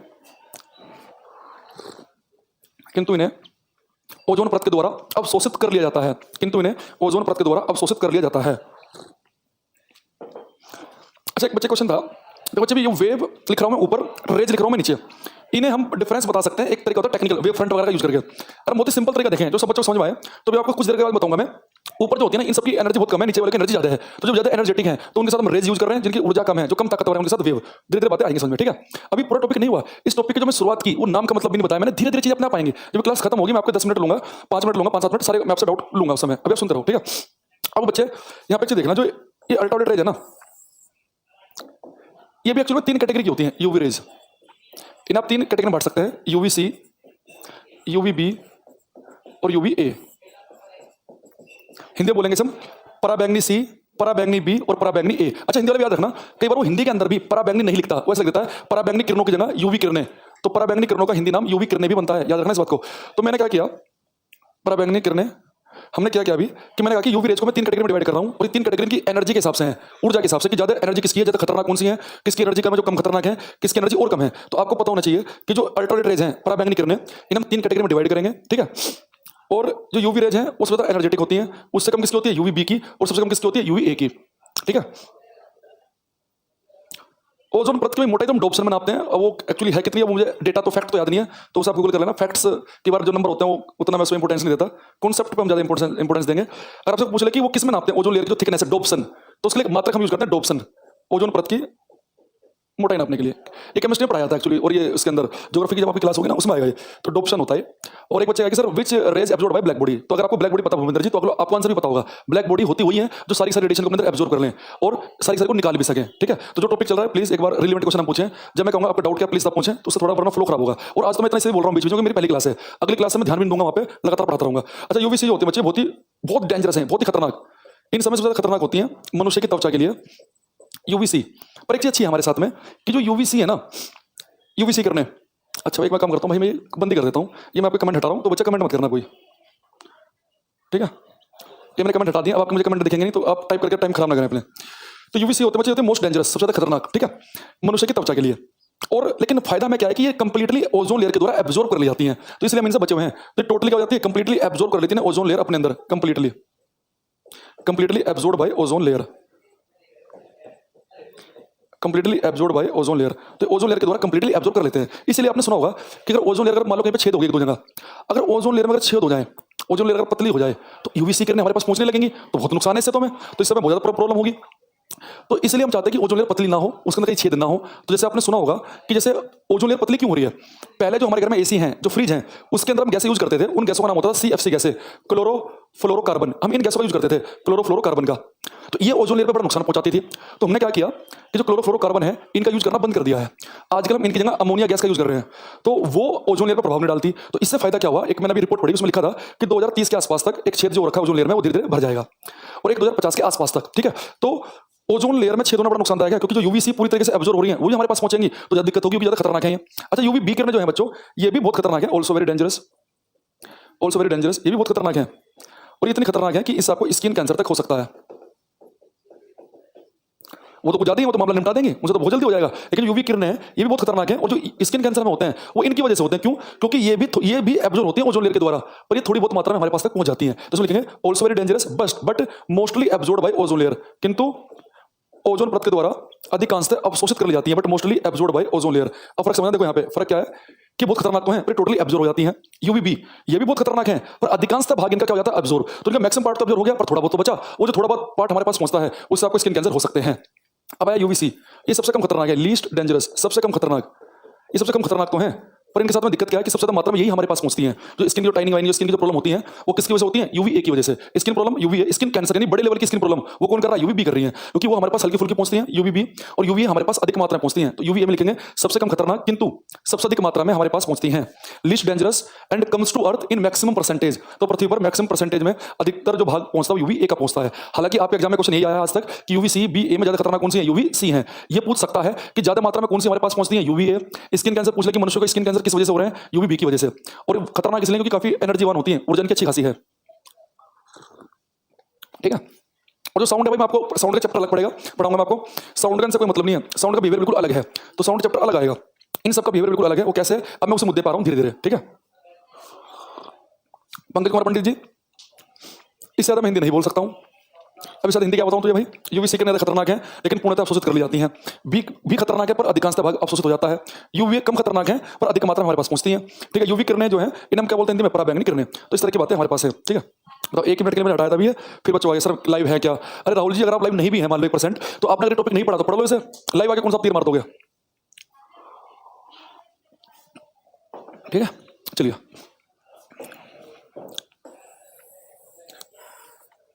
अब मैं आपको यहां से, अच्छा तो एक भाई मेरी बात को कोई बच्चा बुरा नहीं मानेगा, थोड़ा सा मेरा पढ़ाने का स्टाइल ऐसा ही है। और तुम ऑफलाइन जो बच्चे पढ़े मेरे से बहुत सारे, उन्हें पता है क्लास में धमका देता हूं बच्चों को, एक आध को पीट भी देता हूं, तो क्लास में से पढ़ाऊंगा मैं। एक आध कोई किस दिन मिलेगा तो उसे पीटा भी जाएगा, उसका नाम याद रहेगा कि ढंग से नहीं पढ़ा इसने, ठीक। चलो अब आते हैं मुद्दे की बात पे। ये क्वेश्चन मैं लेता हूं सीएपीएफ का, इस बार जो आया ये यूपी कांस्टेबल में भी आया था इसी साल। वो देखो क्या है, मेरा पहला क्वेश्चन आपसे ये है, सबका इसका आंसर देंगे, तो मैं एक मोटा साइड ले लूंगा कि कितनों को पता है कितनों को नहीं। ये लाइट मैंने प्रिज्म में डाली, 7 रंगों में टूट गई। तो जब बच्चे लाइट प्रिज्म में डाल के 7 रंगों में टूट जाती है, इस घटना को हम कहते हैं क्या है? लाइट का प्रिज्म में डालकर एक साथ 7 रंगों में स्प्लिट हो जाना, एक साथ 7 रंगों में टूट जाना, इसे हम क्या बोलते हैं? ये बताओ। Splitting of white light into 7 colours, सफेद प्रकाश का 7 रंगों में टूटना क्या कहलाता है? इस घटना को आप क्या कहते हो? अगर क्वेश्चन एग्जाम में आपके आ जाए तो क्या टिक लगाओगे आप? क्या आंसर बताओगे? सुमित्रा जी कहना मुझे कोई दिक्कत नहीं, चलो बढ़िया। सुमित्रा जी का मेरे पास आंसर आया, क्वेश्चन मार्क का गलत हो चुका है, निशांत का गलत हो चुका है, फटाफट आंसर लिखेंगे। अब मैंने ऑप्शन नहीं दिया तो बता नहीं रहे। हाँ, दिनेश जी का सही है, अवधेश का गलत हो चुका है, अमित का गलत है, अब तो भाई नाम नहीं पड़ा यार, बहुत तेजी सारे, बहुत सारे बच्चों सही आ रहा है। राकेश के बीच में गलत था, लक्ष्मण ऑप्शन का विनोद का सही है, साकेत गलत हो गया, ठीक है। अब मैं बताता हूं किसका गलत है किससे सही। 2 ही ऑप्शन मेरे पास आए, बस एक ही बच्चे ने अलग आंसर दिया। मेरे पास 2 आंसर आ रहे हैं, एक आ रहा है स्कैटरिंग प्रकीर्णन, एक मेरे पास में आंसर आ रहा है बच्चों वर्ण विक्षेपण डिस्पर्जन। तो जितने बच्चों ने स्कैटरिंग कहा उन सबका गलत है, इसे हम स्कैटरिंग नहीं कहते, बिल्कुल अलग चीज है स्कैटरिंग। प्रकीर्णन ये हमारा टॉपिक आएगा, स्कैटरिंग जिसने कहा बिल्कुल गलत। लाइट प्रिज्म पे डली एक साथ 7 रंग में टूट गई, इसे हम बोलते हैं वर्ण विक्षेपण डिस्पर्जन। देखो जब भी 7 लिखा जाए, 7 लाइट का एक साथ 7 रंग में अलग अलग हो जाना, एक साथ 7 कलर में, उसे बच्चे हम बोलते हैं डिस्पर्जन। एक भाई रेनबो बता रहा है, रेनबो तो भाई डिस्पर्जन का एग्जांपल है कि जब लाइट 7 रंग में टूटेगी उसे हम बोलेंगे डिस्पर्जन, वर्ण विक्षेपण, ना कि स्कैटरिंग। वो अलग है, स्कैटरिंग भी हमारा एक टॉपिक आएगा ऑप्टिक्स वाले चैप्टर में, तो लिखेंगे हम डिस्पर्जन ऑफ लाइट, प्रकाश का वर्ण विक्षेपण, डिस्पर्जन ऑफ लाइट, प्रकाश का वर्ण विक्षेपण।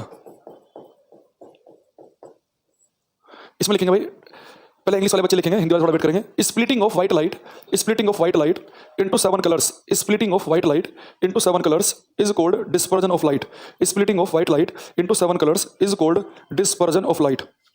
सफेद प्रकाश के 7 रंगों में टूटने की घटना को, सफेद प्रकाश के 7 रंगों में, सफेद प्रकाश के 7 रंगों में टूटने की घटना को प्रकाश का वर्ण विक्षेपण कहते हैं, प्रकाश का वर्ण विक्षेपण कहते हैं। Splitting of white light into 7 colour is called dispersion of light. हाँ, वर्ण विक्षेपण को सही है, तो वर्ण होता है रंग, समझ लो, मुझे ऐसा लग रहा है हिंदी में बोलते होंगे।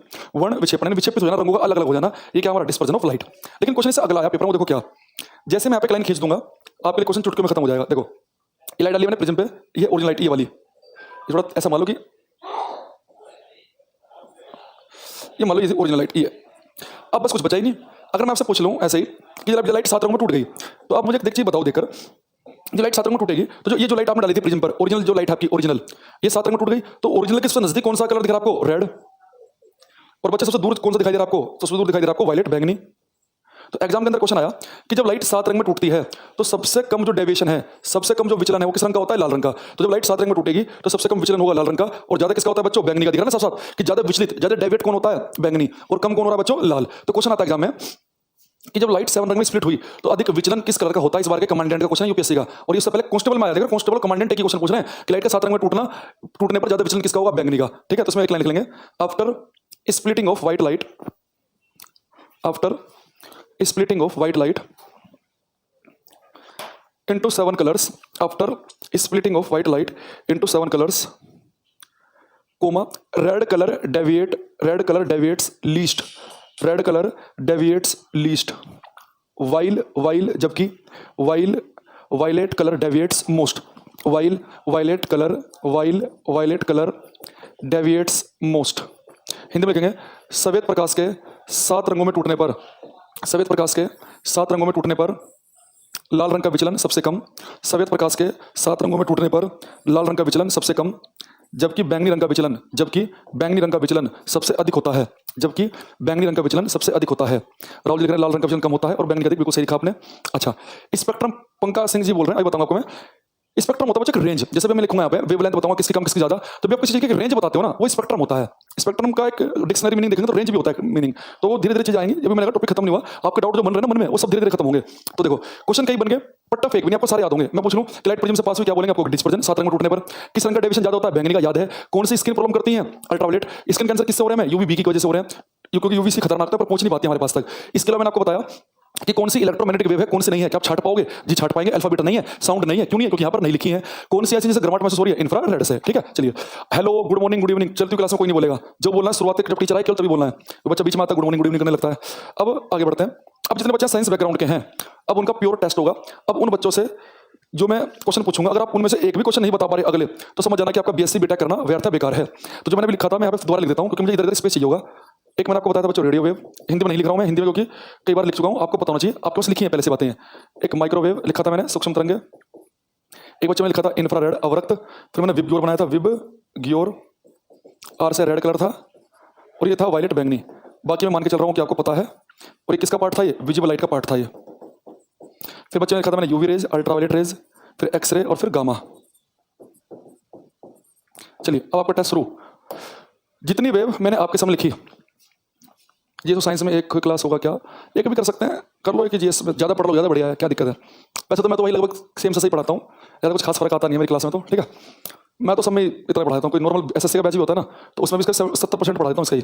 जीएस और साइंस में 80-85% चलता है, तो ज़्यादा ज्ञान प्राप्त करो, कोई दिक्कत नहीं। पहला क्वेश्चन मैं बताऊँ मेरा, सर बराज वर्ण विचलन में, वर्ण विक्षेपण में मिड कलर कौन सा होता है, वो देख लेना कौन सा होता है। ठीक है, अब मेरा कौन सा आपसे क्वेश्चन है कि जितनी इलेक्ट्रोमैग्नेटिक वेव मैंने आपके सामने लिखी, इनमें सबसे ज्यादा वेवलेंथ तरंग दैर्घ्य किसकी है? आपको बताना है कि मैक्सिमम वेवलेंथ, अधिकतम तरंग दैर्घ्य किसकी है, आपको बताना है। Which wave has maximum wavelength among these? कौन सी वेव सबसे ज्यादा वेवलेंथ रखती है, ये आपको बताना है। चलो, दिनेश भागल जी का गलत हो चुका है, इसलिए हमने क्वेश्चन पूछा था। अवधेश जी गलत कर चुके हैं, लाइन से अभिषेक अभय भी गलत कर चुके हैं। विपुल का, सुनील का सही है। वीरेंद्र जी आपका गलत हो चुका है। सुनील कुमार जी का महागलत है। निशांत का ठीक है, विजय का ठीक है, गुड्डू का ठीक है, नहीं सुनील कुमार का गलत है, फिर राहुल का महागलत है, अमर का सही नहीं है। ऐसे ऐसे गलत आ रहे हैं बहुत सारे बच्चों के। देखो जिनके बच्चों के आंसर जो आए मैंने बता दूं, जिन्होंने कहा रेड उनका सबका गलत है, गामा वालों का महागलत है, अल्ट्रावायलेट रेज लिखा उनका भी गलत है। जितनी वेव मैंने आपके सामने लिखी, इनमें मैक्सिमम वेवलेंथ होती है बच्चों रेडियो वेव की, अधिकतम तरंग दैर्घ्य। इस वेवलेंथ को मैं आपको डिटेल में बताऊंगा, अभी केवल सुनते रहेंगे। मैक्सिमम वेवलेंथ होती है रेडियो की। ये पैटर्न मैंने जानबूझ के ऐसे बनाया कि ताकि आपको याद करना आसान रहे कि जो नाम टॉप पर लिखा है उसकी वेवलेंथ कैसी होती है सबसे ज्यादा। अब रेडियो से कम किसकी होगी बच्चों? माइक्रो। उससे कम किसकी होगी? इंफ्रा। घटते घटते घटते घटते सबसे कम किसकी हो जाएगी? गामा की। तो जिनके गलत हो गया अपना लेवल चेक कर लेना कि क्या पढ़ा तुमने आज तक, घर वालों के पैसे खराब किए बस। मिनिमम वेवलेंथ, न्यूनतम तरंग दैर्घ्य, न्यूनतम तरंग दैर्घ्य। लेकिन बताओ बच्चा रेड के ना रीडी लिख रहा है, रेड नहीं बच्चे, RED रेड होता है वो। ठीक है, अब देखो जो मैंने आपके सामने वेव लिखी नहीं है, मैक्सिमम वेवलेंथ है रेडियो की, मिनिमम किसकी? गामा की। लेकिन पेपर में आपको ऐसा पका पकाया नहीं मिलेगा, वो मैक्सिमम वेवलेंथ पूछेगा पर वो रेडियो ऑप्शन में नहीं देगा, मिनिमम पूछेगा तो गामा ऑप्शन में नहीं मिलेगा। तो वो करेगा क्या? अपनी मर्जी से कोई भी 4 नाम उठा लेगा, जो भी उसका मन करेगा, कोई भी 4 नाम। ठीक है, जैसे कि, और आपसे कहेगा कि इन 4 में बताओ किसकी वेवलेंथ ज्यादा। तो याद रखना बच्चे, अगर पेपर में इन 4 में से कोई से भी नाम उठा ले और पूछे कि इसकी वेवलेंथ के बारे में बताओ, तो आप याद रखना कि हमारे पैटर्न में जो नाम टॉप पर है उसकी वेवलेंथ ज्यादा है और जो नाम नीचे उसकी वेवलेंथ कम है। ठीक है, तो जो भी नाम टॉप पर होगा उसकी वेवलेंथ ज्यादा बताएंगे और नीचे वाले की कम बताएंगे। जैसे अगर मैं कंपेयर करूं यहाँ पे कि अल्ट्रावायलेट रेज, पराबैंगनी किरणें और इंफ्रारेड वेव में ज्यादा वेवलेंथ किसकी? आप बोलोगे इंफ्रारेड की, टॉप पर लिखा है। अगर मैं केवल कलर की बात करता, केवल रंगों की, कि केवल कलर में किस कलर की वेवलेंथ ज्यादा है, आप बोलते लाल रंग की वेवलेंथ ज्यादा है और बैंगनी की कैसी है? कम। तो बच्चे लगातार लाल लाल लाल लिख देते ना, तो उन्हें पता होना चाहिए कि वो तब आप लाल की वेवलेंथ ज्यादा बोलते। अगर मैं केवल कलर में कंपेयर कराता, मैं यहाँ पे सारी इलेक्ट्रोमैग्नेटिक वेव में कंपेयर करा रहा हूँ, तो इन सब में मैक्सिमम वेवलेंथ रेडियो की होती है और कम किसकी होती है बच्चों? गामा की। ठीक है, अच्छा यहाँ पे क्वेश्चन ऐसा आएगा, मैं एक क्वेश्चन लिख देता हूँ, which one has maximum wavelength, निम्नलिखित में से किसकी तरंग दैर्घ्य सबसे अधिक है? देखो आपको ऑप्शन कैसे मिलेंगे, वो अपने मन से कोई भी 4 नाम उठाएगा, किसकी वेवलेंथ सबसे ज्यादा है ये आपको बताना है। उसने एक ऑप्शन लिया अल्ट्रावायलेट रेज, पराबैंगनी किरणें। एक ऑप्शन उसने लिया इंफ्रारेड, अवरक्त तरंगे। हिंदी वाले समझ रहे होंगे, उम्मीद कर रहा हूं मैं, कई बार बता चुका हूं, इंफ्रा को अवरक्त बोलते हैं। एक उसने नाम लिख दिया एक्स रेज, एक्स किरणें। एक उसने नाम लिखा बच्चों विजिबल लाइट, दृश्य प्रकाश। तो बताओ किसकी वेवलेंथ ज्यादा है इन चारों में, ये आंसर देना है। गलत नहीं करना, इस बार गलत कर दिया तो भाई पिटोगे, फिर थप्पड़ लगाऊंगा मैं। किसकी वेवलेंथ ज्यादा है आपको बताना है।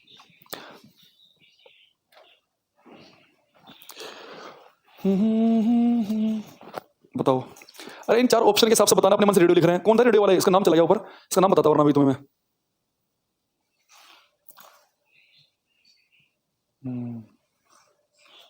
गुड। अब लाइन से आ रहा है अमन का, अरविंद का, इन सब का, राहुल का, मनोज का, राकेश का, आजाद का, अमन सबका ठीक है, विजेंद्र का, सौरभ का, साकेत, सुनील, ठीक है ठीक है ठीक है। एक बच्चे का डी, उसका गलत है, इसने डी लिखा था। देखो आपको मैंने कहा कि किसकी वेवलेंथ ज्यादा। अब बच्चे यहाँ पे देखना, आपके पास ऑप्शन है अल्ट्रा, इंफ्रा, एक्सरे, विजिबल। तो यहाँ पे देख लो, विजिबल लाइट एरिया, एक आपके पास इंफ्रा ऑप्शन दिया उसने, एक अल्ट्रा दिया, एक एक्सरे दिया। इन चारों में टॉपिक क्या दिख रहा है आपको? Infrared wave. तो आंसर क्या होगा हमारा? इंफ्रारेड होगा। ठीक है भाई, आपको पता है कि वेवलेंथ पूछा ज्यादा किसकी, आंसर होता है रेडियो। अगर ऑप्शन में नहीं है तो किस पे टिक लगाएंगे? माइक्रो पे। अगर वो भी नहीं है तो फिर किस पे लगाएंगे? हम इंफ्रा पे लगाएंगे। तो हमारा आंसर बन गया इंफ्रारेड। ठीक है, एक बच्चे के बीच में कुछ आया था कमेंट, चला गया लंबा सा। तो जिनका इंफ्रारेड आंसर था उनका सही है भाई, जो बाकी बी सी डी कुछ भी बता रहे थे उनका गलत हो चुका है। ठीक है,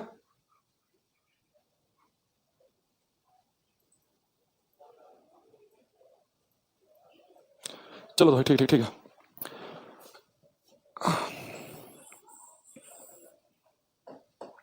अब आ रहा हूँ अगले क्वेश्चन की तरफ। सर प्ले टेक्निकल टीम से सभी ऑफलाइन वीडियो में तो 50% का ऑप्शन भी डाल दें भाई। ऑफलाइन वाले में तो 40 का ऑप्शन नहीं आता, ऑनलाइन में आता है। वो जानबूझ के इसलिए, ताकि आप लाइव क्लास देखें, साथ साथ समझें। ठीक है, वरना तो वो इकट्ठे होते रहते हैं वीडियो, फिर आप पढ़ते नहीं हो। क्वेश्चन मेरा ये है, जितनी इलेक्ट्रोमैग्नेटिक वेव मैंने आपको लिखी, इनमें बच्चे सबसे ज्यादा फ्रीक्वेंसी आवृत्ति किसकी है? अब आपको बताना है कि मैक्सिमम फ्रीक्वेंसी, मैक्सिमम आवृत्ति किसकी है। मैक्सिमम फ्रीक्वेंसी बताना आपको, अधिकतम आवृत्ति इन सभी में। देखो भाई, एक याद रखना बात, फ्रीक्वेंसी और वेवलेंथ इनमें आएंगे भी, इनके पूरा मतलब भी बताऊंगा आपको मैं। फ्रीक्वेंसी और वेवलेंथ में होता है उल्टा रिलेशन, ये दूसरे के इनवर्सली प्रोपोर्शनल होते हैं। इनवर्सली प्रोपोर्शनल का मतलब होता है कि जिसकी वेवलेंथ ज्यादा उसी की फ्रीक्वेंसी कम। उल्टा चलता है इनके अंदर, उल्टा बिल्कुल। यानी आपको पता है कि रेडियो की वेवलेंथ ज्यादा है तो इसकी फ्रीक्वेंसी आवृत्ति होगी सबसे कम, मिनिमम फ्रीक्वेंसी, न्यूनतम आवृत्ति।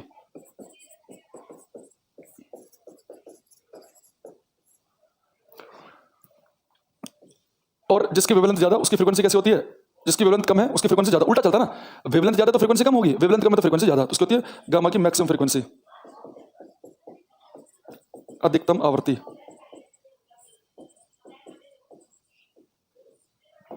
ठीक है, अब देखो यहां देखेंगे ध्यान से, यानी जो नाम नीचे की तरफ को लिखा है उसकी तो फ्रीक्वेंसी ज्यादा होती है, और जो नाम ऊपर को लिखा है उसकी वेवलेंथ ज्यादा होती है। तो मैं बच्चों को कहता हूं कि आप एक काम करना, दोनों को याद मत करना। दोनों याद करेंगे तो कंफ्यूजन पैदा होगा। आप केवल एक याद रखो, वेवलेंथ, ऊपर वाले की ज्यादा, नीचे वाले की कम। ठीक है, ऊपर की ज्यादा, नीचे वाले की कम, इतना बस याद रखेंगे आप।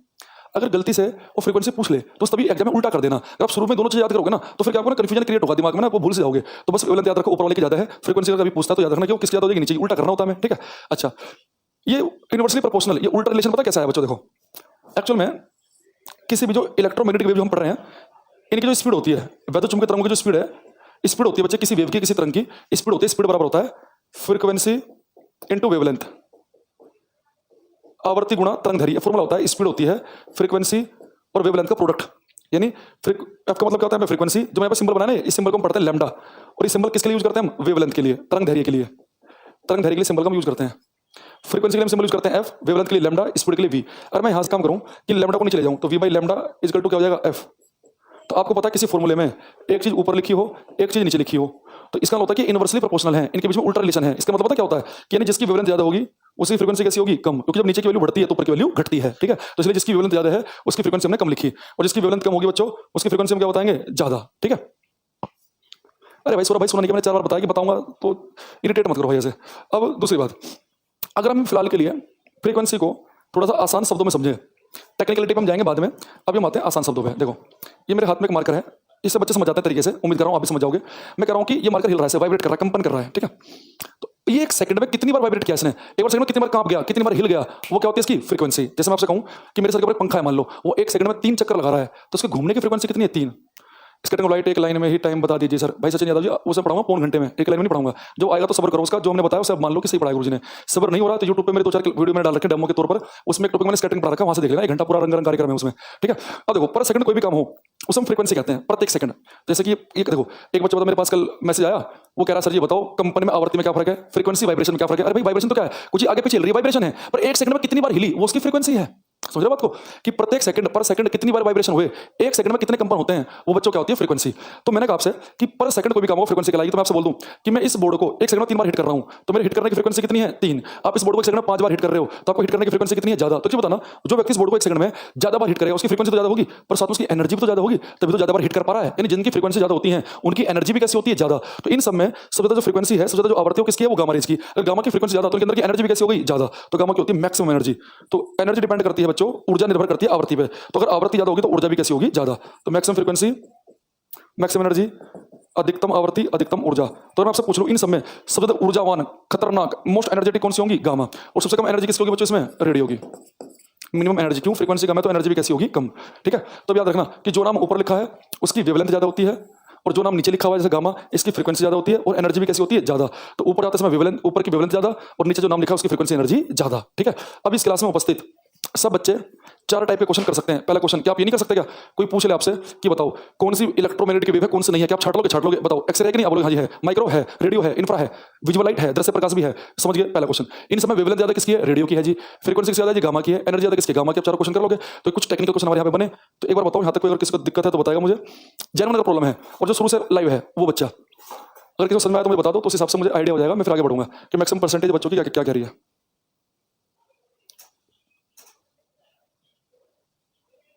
आवृत्ति को इंग्लिश में क्या बोलते हैं भैया? फ्रीक्वेंसी बोलते हैं आवृत्ति को इंग्लिश में।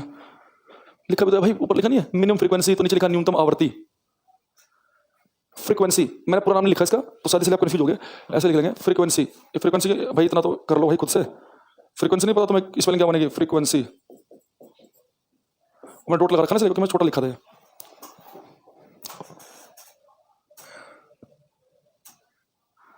सर व्हाट इज विविध? विजय जी का लिखा आपने WWT क्या होता है? I will be full understood. आपको एक माइक्रोवेव की खोज अभी बताएंगे भैया, खोज बता देते हैं अभी। अंकित कुमार जी माइक्रोवेव की नहीं सबकी बताएंगे। आप ग्रेट हो सर। कौन है? राहुल जी आ गया सर जी। एक बार फॉर्मूला समझा दो आवृत्ति का। बच्चे मैंने कहा कि स्पीड का, किसी भी वेव की स्पीड जो होती है ना उसका फॉर्मूला होता है स्पीड बराबर होती है फ्रीक्वेंसी इंटू वेवलेंथ, यानी उसकी आवृत्ति गुणा तरंगदैर्घ्य। ठीक है, चलिए चलिए चलिए।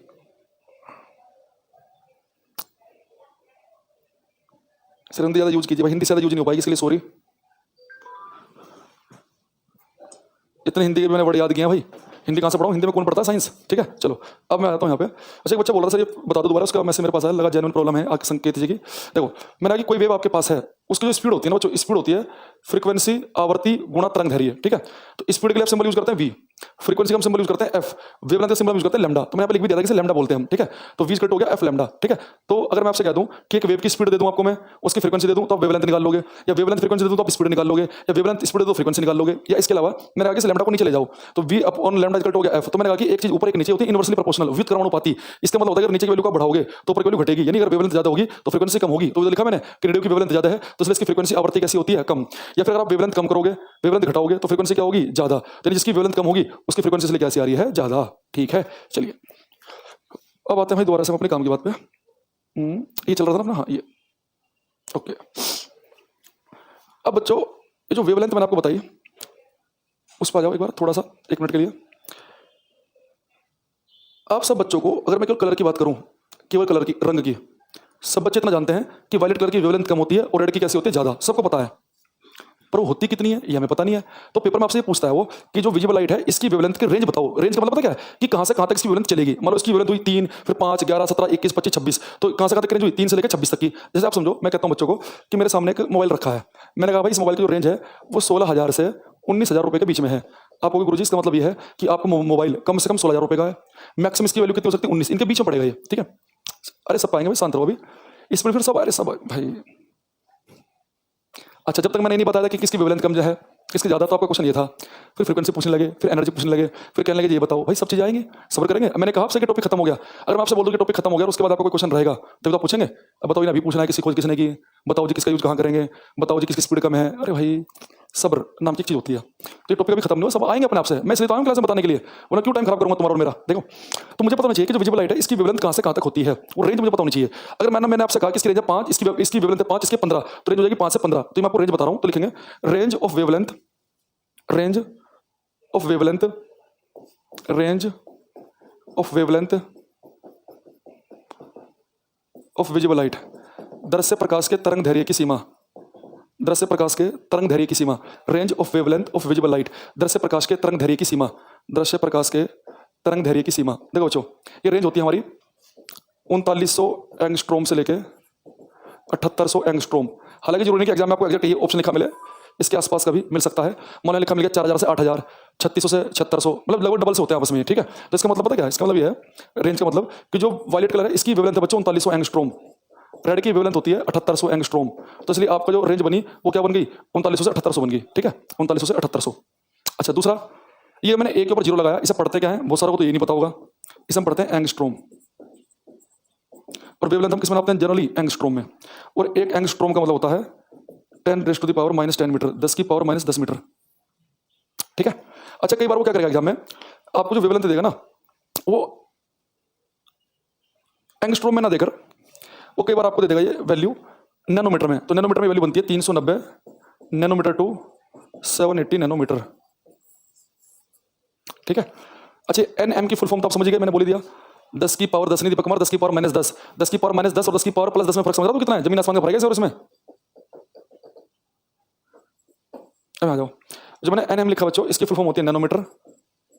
नैनोमीटर, एक नैनोमीटर होता है 10 की पावर माइनस 9 मीटर के बराबर। ठीक है। तो क्वेश्चन के बाद डायरेक्ट भी जाते हैं कि नैनोमीटर किसके बराबर इसके। तो बिहार पीसीएस में तो थका हुआ क्वेश्चन आया, उन्होंने पूछा कि वेवलेंथ की यूनिट क्या है। तो वेवलेंथ की यूनिट पूछेगा तो आप देखना कि एंगस्ट्रोम लिखा मिलेगा आपको, वो हमारी क्या होगी यूनिट। तो नॉर्मली एंगस्ट्रोम में नापते हैं, वो नहीं लिखा मिलेगा तो फिर आपको नैनोमीटर भी लिखा मिल सकता है। ठीक है सर, मीटर में, मीटर में लिख लो भाई, मीटर में क्या दिक्कत है भाई। यहाँ देखना, अगर आपको इसे बदलना है 3900 एंगस्ट्रोम को 7800 एंगस्ट्रोम इनको आपको बदलना है बच्चे, मान लो कि मीटर में, तो बदलना नहीं आता आपको इतना। तो इसका मतलब देखो 3900 एंगस्ट्रोम का होता है 10 की पावर माइनस 10 मीटर। ठीक है। आप मान लो यहाँ पे बिंदी लगा दो, यहाँ पे बिंदी लगा दी आपने, तो यहाँ 3.9 गुणा 10 की पावर माइनस 7 मीटर। क्योंकि आपने यहाँ पे हटा ना, ये जब पॉइंट यहाँ लगाओ तो 3 हट जाएंगे, ऐसे इसे लिख लो। तो ये आपका आ जाएगा मीटर में लिखेंगे अगर आप 3.9 गुणा 10 की पावर माइनस 7 मीटर से 7.8 गुणा 10 की पावर माइनस 7 मीटर तक, ये मीटर में है। तीनों में लिख लो, 39 एंगस्ट्रोम से 7800 एंगस्ट्रोम, 390 नैनोमीटर से 780 नैनोमीटर, ये 3.8 गुणा 10 की पावर माइनस 7 मीटर से 7.8 गुणा 10 की पावर माइनस 7 मीटर तक। ठीक है।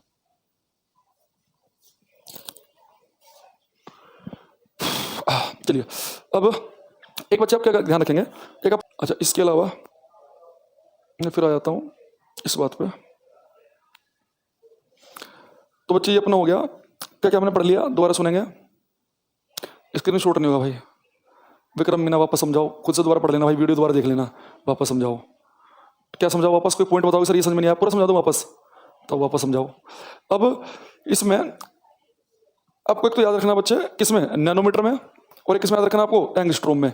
इन दोनों में आपको बातों को ध्यान रखना है जो मैंने यहाँ पे लिखा हुआ है ये। ठीक है, कि जो विजिबल लाइट की रेंज है वो इतने एंगस्ट्रोम से इतने एंगस्ट्रोम है, इतने नैनोमीटर से इतने नैनोमीटर है, या फिर अगर मीटर में पूछेगा तो इतने मीटर से इतने मीटर तक है। ठीक है।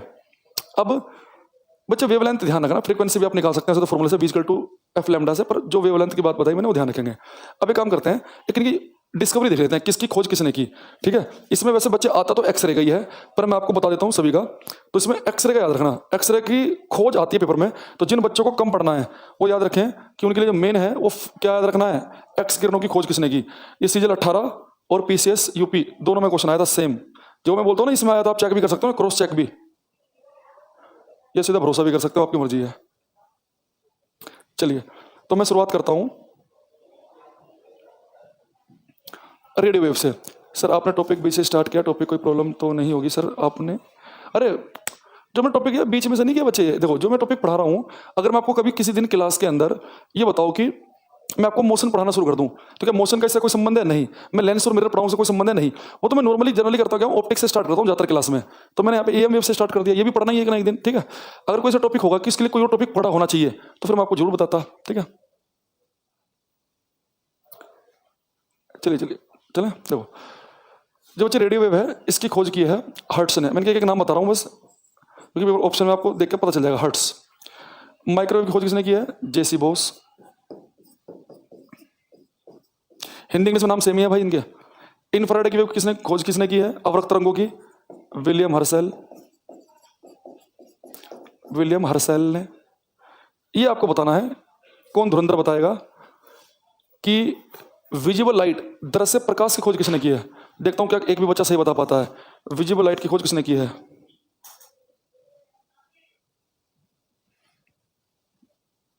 विजिबल लाइट की खोज किसने की।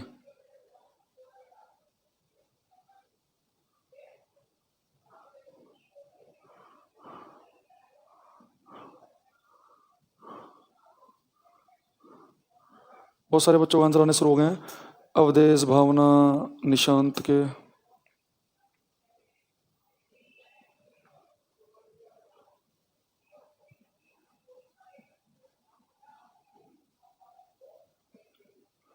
हाँ साकेत सही आया। सीताराम का भी सही लग रहा है, इन्होंने क्लास ले लिया मेरी कहीं पहले।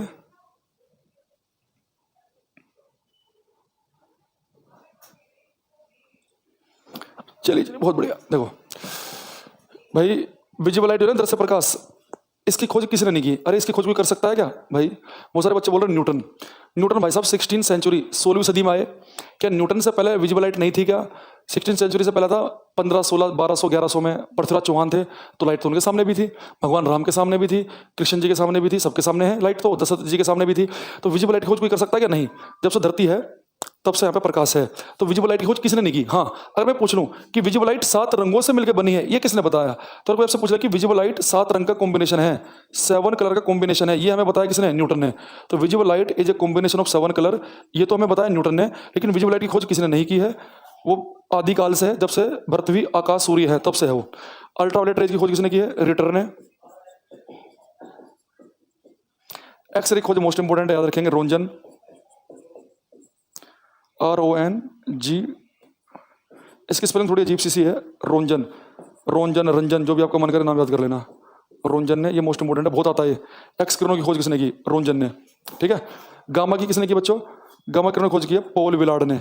ये भी गलत करते हैं बच्चे, पॉल विलार्ड। तो एक्स किरणों की आपको खोज याद रखना है। मैंने कहा कि सीजीएल में भी आया और ये यूपी में भी आया था पीसीएस के एग्जाम में। एक्स किरणों की खोज किसने की? तो किसने की? रोंजन ने। इसके अलावा एक चीज और देखेंगे,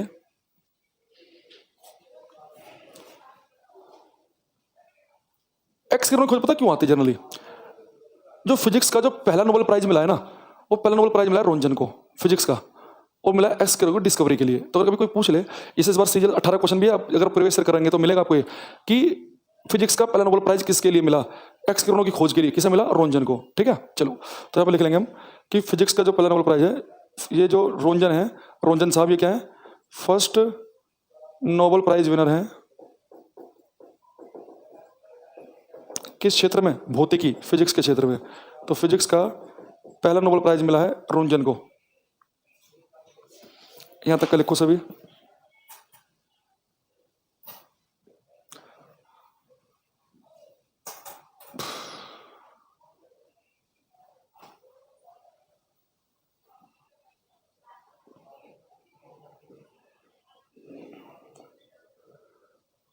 चलिए चलिए, ठीक है। अब ये लिख लिया। मैं कह रहा हूँ जिन्हें कम पढ़ना ना, जिनका दिमाग कम काम करता है, वो एक्सरे वाला याद रखना बस, बाकी ज्ञान प्राप्त करने की कोशिश मत करना। ठीक है। फिजिक्स का पहला नोबेल प्राइज रोंजन जी को मिला है फिजिक्स के क्षेत्र में। अब यहाँ जाओ, कौन सा वाले को यूज करेगा जाए? ऐसे करते हैं, यहाँ देखो। अब मैं क्वेश्चन पूछूंगा यार, कैपिटल जी की खोज न्यूटन ने नहीं की, उसकी खोज किसी, उसका जो वैल्यू दी है ना कैपिटल जी की, वो किसी और व्यक्ति ने दी है उसकी वैल्यू। तो उसके लिए थोड़ा सा आप जब हम पढ़ेंगे ग्रेविटेशन, उसका इंतजार करें। एक और खोज खोज जो है ना, ये बस है, याद है तो ठीक है, अगर नहीं है तो वही कोई बात नहीं। अब मेरा क्वेश्चन आपसे देखो ये है, मैंने यहाँ पे 4 स्टार बनाए, आसान से क्वेश्चन पूछूंगा, सब बच्चे आंसर देंगे। एक लाल रंग का दिखाई दे रहा है, एक नीला, एक हरा, एक येलो, पीला। मेरा क्वेश्चन आपसे यह है, एक क्वेश्चन मेरा बच्चों आपसे यह है कि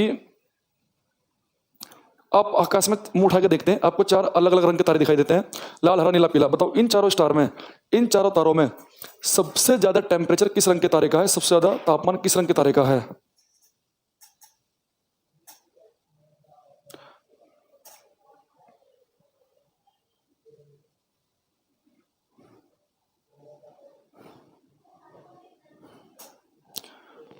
ओ की खोज किसने की सर? ये भाई क्या पूछ लिया तुमने भाई, ओ की खोज?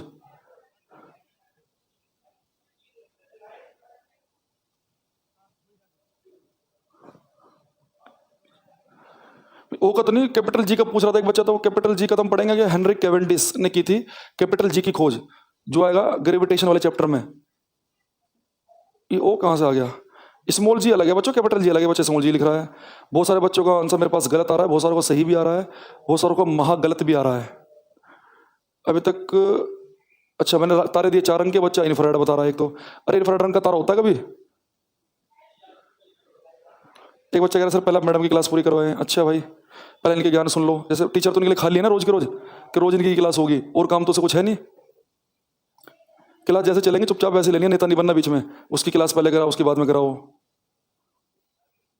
जितने बच्चों ने यहाँ पर लिखा है रेड कलर, उन सबके जानकारी के लिए बता दूं, उनका बिल्कुल गलत है। इन चारों तारों में अगर सबसे कम तापमान किसी का है तो इसका है, लोवेस्ट टेम्परेचर है इसका। अगर मैक्सिमम टेम्परेचर किसी का है तो किसका है, वो रेड का। ये क्वेश्चन बच्चों गलत कराने के लिए आता है उन बच्चों से जिन्होंने साइंस पढ़ी तो है नहीं, वो लॉजिक पे कम ध्यान देते हैं और फीलिंग पे ज्यादा ध्यान देते हैं। उन्हें क्या लगता है कि भाई तारा स्टार गुस्से में लाल पीला हो रखा है, खतरनाक है, तापमान कैसा होगा उसका ज्यादा, लाल रंग का तारा सबसे कम गर्म होता है, ठीक है। अच्छा, एक बच्चे का भी कुछ आया था, सर मेरा नाम ले लीजिए। अच्छा, मैं तुम्हारा नाम ले भी लूंगा तो कोई तुम्हें जानता है क्या? मैंने मान लो एक नाम ले दिया प्रवीण, बस इससे क्या हो गया, प्रवीण को क्या मिल गया? प्रवीण को कोई देख रहा है? सर मेरा नाम ले लीजिए। हाँ देखो, अब देखो ये तारा ज्यादा गर्म क्यों और ये कम क्यों है, अब मैं उस पा रहा हूँ, ये आपको बता देता हूँ मैं। यहाँ देखो किससे हो जाएगा ये, चलो इस पे देखो। अभी तो आपके पास तरीका था एक बताने का, अभी तो आप एक तरीके से बता सकते थे कि मैंने आपको बताया था बच्चों कि जो नाम ऊपर लिखा है उसकी एनर्जी कम है, जो नाम नीचे लिखा है उसकी एनर्जी कैसी है, ज्यादा। लिखवाया था ना अभी कि ऊपर वाले की वेवलेंथ ज्यादा है तो नीचे वाले की फ्रीक्वेंसी और एनर्जी ज्यादा होती है गामा किरणों की। तो मुझे ये बताओ कि जब नीचे की तरफ को आप चलोगे तो एनर्जी बढ़ती है, ऊर्जा बढ़ती है। तो एक तरह लाल रंग फेंक रहा है और एक तरह क्या फेंक रहा है, नीला कलर। तो एक ने लाल रंग फेंका, एक ने नीला रंग फेंका, तो किस तारे का तापमान ज्यादा होगा? जिसकी एनर्जी ज्यादा होगी। तो एनर्जी ज्यादा होती है नीले रंगों के तारों की, जो तारे नीले रंग के होते हैं। सर मेरा नाम भी लीजिए, बिट्टू कुमार जी का आ गया। सर मेरा भी नाम लीजिए। अच्छा बिट्टू कुमार जी, तुमने सुना केवल ये कि तुम्हारा नाम ले दिया। अरे जो बाकी बच्चे फील आपके दिमाग में छोटा बना कि एक बिट्टू कुमार है, वो बैठा है, उसका नाम लिया है तो उसे कुछ अलग सा फील हुआ।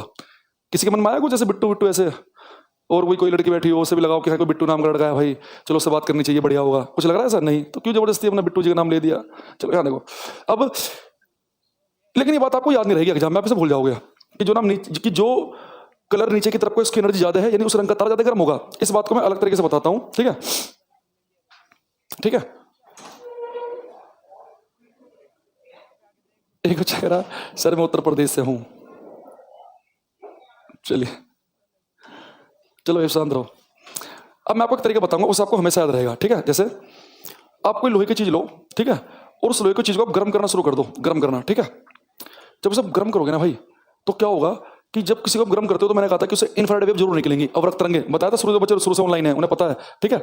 अब जैसे आपने कुछ गर्म करनी शुरू कर दी तो होगा क्या कि इंफ्रारेड वेव निकलेंगी, लेकिन जब आप ज्यादा गर्म करना शुरू कर दोगे, ज्यादा गर्म, तो उसके अंदर से रेड कलर निकलना शुरू हो जाएगा, वो तो लाल से रंग की दिखाई देगी आपको। जब कोई चीज गर्म होती है ना तो लाल रंग की दिखनी शुरू हो जाती है, जब उसे और भयंकर गर्म करोगे, बहुत तेज गर्म करोगे, तो चीज आपको पीले रंग की दिखना शुरू हो जाती है।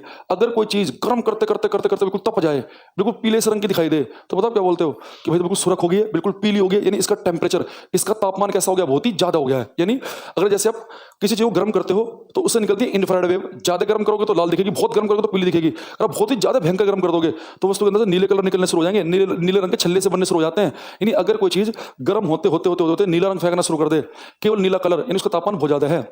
जैसे सन का तापमान बाहर का है, बाहर का सरफेस का 6000 डिग्री के आसपास, तो सारे कलर का कॉम्बिनेशन निकल रहा है व्हाइट कलर। अगर मैं तापमान बढ़ा के कितना कर दूं, कोई तारा ऐसा हो जिसका बाहर का तापमान 13000 डिग्री हो आउटर सरफेस का, तो उससे केवल ब्लू कलर निकल रहा होता है। नहीं, ब्लू कलर अगर कोई तारा फेंक रहा है केवल, तो ज्यादा भयंकर गर्म है वो, ठीक है? तो उसमें लिखेंगे हम 3 बातें हमें लिखनी है इसके अंदर। फर्स्ट लिखेंगे in given 4 stars, in given 4 stars red, green, yellow and blue, blue one will be most hot. लिखेंगे दिए गए चार तारों, एक बच्चा कह रहा है सर सन भी तो स्टार है उससे ज्यादा नहीं होगा। अच्छा, किसने कहा भाई तुम्हारे से ज्यादा नहीं होगा? सर ये कैसे पता लगा? छेद हो गया भाई, बहुत तरीके हैं पता लगाने के। तुम इससे क्या करोगे? कहीं कहानी लिख के आने का, छेद क्यों, किसने कैसे पता चला? सर आप बहुत अच्छे हैं हो, एक बार मेरा नाम बोलिए ना। आशुतोष कुमार मिश्रा जी का हमने नाम लिया भाई, तो इनकी छवि भी सब बच्चे अपने मन में बना लेंगे, आशुतोष कुमार मिश्रा जी की। हाँ, आपका कमेंट आ रहा है सौरभ जी, चलो सुनिए। अब मैं क्वेश्चन लिखेंगे, हिंदी वाले लिखो, दिए गए 4 तारों लाल हरे नीले और पीले में, दिए गए 4 तारों लाल हरे नीले और पीले में नीले रंग का तारा अधिक गर्म होता है। दिए गए 4 तारों लाल हरे नीले पीले में नीले रंग का तारा अधिक गर्म होता है। में नीले रंग का तारा अधिक, सर आइंस्टीन को किस खोज के लिए नोबेल पुरस्कार मिला? आइंस्टीन वाला मैं आपको बताऊंगा ऑप्टिक्स में, और ये क्वेश्चन आपसे पूछूंगा भी, बहुत सारे बच्चे से गलत आंसर देंगे उस समय, तो अगर मैं भी बता दूंगा ना तो फिर वो मामला समझ लो, फिर वो एक जो मजा आता है कि बच्चे गलत आंसर देते हैं खत्म हो जाएगा। चलो वैसे मैं आपको बता दूं, आइंस्टीन को नोबेल प्राइज मिला है फोटो इलेक्ट्रिक इफेक्ट, प्रकाश विद्युत प्रभाव के लिए। चलिए अब भाई लिखेंगे दिए गए 4 तारों लाल हरे नीले पीले, ठीक है, में नीले रंग का तारा अधिक गर्म होगा, अधिक गर्म होगा। सेकंड लिखेंगे, सेकंड लिखो, when a metal object, when a metal object is heated, when a metal object is heated it first appears red, then yellow and then blue, and then blue। जब किसी धातु के गोले को गर्म किया जाता है, जब किसी धातु के गोले को, लाइव प्रेजेंट है क्या सर? हाँ भाई लाइव प्रेजेंट हो चगन लाल जी, ठीक है। जब सर आप बहुत अच्छा नहीं पढ़ाए हैं, आप बहुत अच्छा पढ़ाए हैं, एक बच्चा बोल रहा है कि आप बहुत अच्छा नहीं पढ़ाए हैं, एक बोल रहा है कि बहुत अच्छा पढ़ाए हैं, एक साथ 2 मैसेज मेरे पास में आए हैं, तो भाई सब तरह के बच्चे हैं, आप क्या कर सकते हैं भाई? जितना बढ़िया मैं पढ़ा सकता था ये मेरा बेस्ट है, इससे बढ़िया मैं नहीं पढ़ा सकता। हो सकता है कि मेरा लेवल आपको जितना नहीं हो भाई, जिनका मैसेज आया था ये, तो आप क्या कर सकते हैं कि नहीं, आप ज़्यादा हो सकता है पढ़े लिखे हो, समझदार हो। तो लिखेंगे जब किसी धातु के गोले को गर्म किया जाता है तो वह पहले लाल, फिर पीला और फिर नीला दिखाई देता है। जब किसी धातु के गोले को गर्म किया जाता है तो वह पहले लाल, फिर पीला और फिर नीला दिखाई देता है। तीसरा क्वेश्चन इंपॉर्टेंट है भाई, इसके लिए ये क्वेश्चन जरूर रटना, ये बहुत, इसके लिए मैंने सारी कहानी सुनाई, ये बहुत आता है एग्जाम में, क्वेश्चन आता है एग्जाम में कि केवल किसी तारे का रंग देखकर आप क्या बता सकते हो? तो किसी तारे का रंग देखकर आप बता सकते हैं उसके टेम्परेचर के बारे में, कि तारा लाल है तो कम गर्म है और नीला है तो ज्यादा गर्म है, ठीक है, लाल के लिए कम और उसके लिए नीले के लिए कैसा, ज्यादा होगा। तो तारे का रंग बता दोगे। अच्छा आपने रंग बता दिया, वो सॉरी आपने रंग देखकर तापमान बता दिया, रंग देखा तो आपने तापमान बताया। तो इसी तरीके से आप एनर्जी तो बता सकते हो, जिसका तापमान ज्यादा उसकी एनर्जी ज्यादा, जिसका टेम्परेचर कम उसकी एनर्जी कम। तो लिखेंगे किसी तारे का रंग हमें उसके, किसी तारे का रंग हमें उसके तापमान के बारे में जानकारी देता है। The colour of A star, the colour of A star gives information, gives information about its temperature, about its temperature and energy. किसी तारे का रंग हमें उसके तापमान और ऊर्जा के बारे में जानकारी देता है। अगर आप हायर क्लास में पढ़ेंगे तो आपको पता चलेगा कि डिस्टेंस के बारे में वो बता सकते हैं हम, लेकिन वो पेपर में जनरली मानते नहीं है, क्योंकि वो क्लासिकल मैकेनिक्स को ही आंसर लेके चल रहे होते हैं, तो टेम्परेचर और एनर्जी का ही आंसर मानते हैं एग्जाम में। तो लिखेंगे किसी तारे का रंग हमें उसके तापमान और ऊर्जा के बारे में जानकारी देता है। The colour of A star gives information about its temperature and energy. बहुत बार क्वेश्चन आया है, देखो फिर से सुनो, जितने मैंने क्वेश्चन पढ़ाए शायद ही कोई क्वेश्चन ऐसा हो जो आपको याद ना हो। पहला क्वेश्चन, एक्स किरणों की खोज किसने की? आपको जीवन भर याद रहेगा, रोंजन ने। उसके लिए फिजिक्स का नोबेल प्राइज भी मिला है। सर हमको क्लास का टाइम पता ही नहीं था, अभी देखे हैं। तो इसके लिए आप एक काम कर सकते हैं, अजहर आलम जी अपना शेड्यूल जो आता है उसे देख लिया करें ऐप पे पहले से ही। बहुत स्लो पढ़ा रहे हैं सर भाई। मौसम कुमार, एक बच्चा कह रहा है जी समझ में नहीं आ रहा क्या पढ़ाया, और आप कह रहे स्लो पढ़ाया, और तेज कर दूंगा तो उनका क्या होगा, गरीब होगा। अच्छा दूसरा, love you sir, Ankit Kumar ji कह रहे love you too sir. Secondary colour बताओ, पढ़ाएंगे कलर थ्योरी में, टेंशन मत लो। बेस्ट फैकल्टी फिजिक्स खतरनाक पढ़ा रहे हैं, रिकॉर्डेड वीडियो नहीं है। राघव वंदरा जी बताओ, ये वाला रिकॉर्डेड वीडियो, यहाँ इतनी मेहनत कर रहे हैं, रिकॉर्डेड वीडियो बता रहा है भाई, ठीक है। अच्छा दूसरा, एक मैंने कहा था कि जितने क्वेश्चन पढ़ाए सारे याद है आपको। एक्सरे खोज किसने की, किसकी वेवलेंथ ज्यादा है, किसकी वेवलेंथ कम है, डिस्पर्जन क्या होता है, रेडियो वेव की खोज किसने की, लाइट 7 रंग में टूटी तो उसे क्या कहेंगे हम। इसके अलावा मैंने आपको पढ़ाया कि ये लाल रंग का तारा नीला है तो ज्यादा कौन सा गर्म है। बहुत सारी हमने चीजें पढ़ी, और ये मैंने पहले जो टॉपिक लिया थोड़ा सा हल्का टेक्निकल तो देखो है ये थोड़ा सा, ठीक है। चलिए, गरीब मारे जाएंगे सर जी, स्लो मत करें, फास्ट मत करें, सॉरी सर मेरा मैसेज नहीं मिल रहा है, क्या मिल रहा है भाई? सबके नाम नहीं ले सकता मैं, एक बार में 50 मैसेज आते हैं, जिसका मुझे एकदम से नाम दिख जाता है तो उसका मैं नाम ले देता हूँ, ठीक है। चलिए अब आते हैं आगे, टाइम हो गया, एक पॉइंट लिखेंगे। बुक के लिए भाई आप यूज कर सकते हैं, इंग्लिश वाले अरिहंत की बुक यूज करें, हिंदी वाले यूज कर सकते हैं आप, वो नहीं आती एक बुक, क्या नाम उसका हिंदी वाले का, घटना चक्र का यूज कर सकते हैं, ठीक है। अच्छा एक पॉइंट लिखेंगे, the temperature of the outer surface, the temperature, किसी क्लास सुनिए अभी, the temperature of the outer surface of sun as 6000 kelvin. लिखेंगे सूर्य की बाहरी सतह का तापमान 6000 केल्विन होता है। सूर्य की बाहरी सतह का तापमान 6000 केल्विन। देखो के का मतलब यहाँ पे केल्विन है, और इस केल्विन को हम डिग्री सेल्सियस में कैसे बदल सकते हैं ये भी आपको मैं बताऊंगा, ये भी हमारा चैप्टर है, ये भी टॉपिक है। 6000 केल्विन, ठीक है। तो अगर आप 6000 केल्विन जो है इसे अगर आप डिग्री सेल्सियस में बदलेंगे तो 5727 डिग्री सेल्सियस आएगा, यानी ये भी 6000 के नजदीक ही है, 5727, ठीक है। थोड़ा बहुत ही से फर्क है, ज्यादा कुछ ऐसा खास फर्क नहीं है, ठीक है। तो 5727 है, इसे बताऊंगा मैं कैसे आया। अभी याद रखना कि सन का तापमान है बाहर का 6000 केल्विन, ठीक है। तो इसमें क्वेश्चन आता है कि सन का जो टेम्परेचर है या किसी स्टार का जो टेम्परेचर जो बहुत ही उच्च तापमान है वो किससे नापते हैं? तो आज का हमारा लास्ट क्वेश्चन है, अगर आपको बहुत ही हाई टेम्परेचर नापने हैं तो उसके लिए हम इंस्ट्रूमेंट यूज करते हैं पायरोमीटर। तो हिंदी वाले लिखेंगे उच्च तापमान मापने के लिए, उच्च तापमान मापने के लिए पायरोमीटर का उपयोग किया जाता है। उच्च तापमान मापने के लिए पायरोमीटर का उपयोग किया जाता है, जैसे कि तारों के तापमान, जैसे कि तारों के तापमान, बस 2 मिनट और, जैसे कि तारों के तापमान। अभी तो 1 ही तो मिनट हुआ है, 2 बज के 1 मिनट। To measure higher temperature, to measure higher temperature pyrometer is used. उच्च तापमान मापने के लिए, उच्च तापमान मापने के लिए, अरे कुंदन कुमार जी क्या लिख दिया तुमने? उस तापमान मापने के लिए पायरोमीटर का उपयोग किया जाता है। ठीक है भाई, अच्छा। और बाकी हम बातें करेंगे अगली क्लास में, उम्मीद कर रहा हूं आपको समझ आई होगी। इसमें थोड़ी सी बातें बच गई हैं, उसमें आपको मैं बता दूं मुझे अगली क्लास में आपको क्या क्या बताना है। एक तो मैं आपको अगली क्लास में बताऊंगा कि मैंने इलेक्ट्रोमैग्नेटिक वेव में इन सबको ही कंसीडर क्यों किया। अरे सब आएगा कि कैमरे में कौन सी होती है, नाइट विजन कैमरा में कौन सी। अगली क्लास में यूज पढ़ेंगे तो हम कि किसका उपयोग कहां करते हैं, कैमरे में कौन सी करते हैं, नाइट विजन कैमरा में किसका यूज करते हैं, और मोबाइल में किसका यूज करते हैं, तो यूज हम पढ़ेंगे अगली क्लास में। इसके अलावा हम इसमें पढ़ेंगे कि इन्हीं इलेक्ट्रोमैग्नेटिक वेव क्यों कहा, साउंड को क्यों नहीं कहा और किसी को क्यों नहीं कहा। ये अमरपाल जो कह ने 6 डिग्री सेल्सियस बताया है, इस पर भी आऊंगा मैं, ये बात बताऊंगा आपको। ठीक है, तो अभी के लिए आज के लिए इतना ही। धन्यवाद, उम्मीद कर रहा हूं कि सबको समझ में आया होगा। तो 30 सेकंड आपके पास है, कुछ बात हो तो। ठीक है, चलिए। सर आपने ये नहीं बताया कितने दिन में कोर्स होगा? भाई कोर्स होता रहेगा, कोर्स की कोई मेरी जिम्मेदारी नहीं है। टॉपिक पूरे चलेंगे, रेगुलर आपकी क्लास होगी। अगर आपको कोर्स करना ही केवल आपका मकसद है तो चाहे तो मेरे से 15 दिन में करा लो। कब नोबेल प्राइज मिला? 1901 में मिला। ठीक है, कल मैम ने कब पढ़ाएंगे सर? भाई ये मेरे से दोबारा मत पूछना कौन टीचर कब पढ़ाएगा। ठीक है, आज पूछ लिया, अगली बार मत पूछना, मैं सबके टाइम टेबल ही नहीं घूम रहा है यहाँ। ठीक है भाई, चलिए बाय बाय।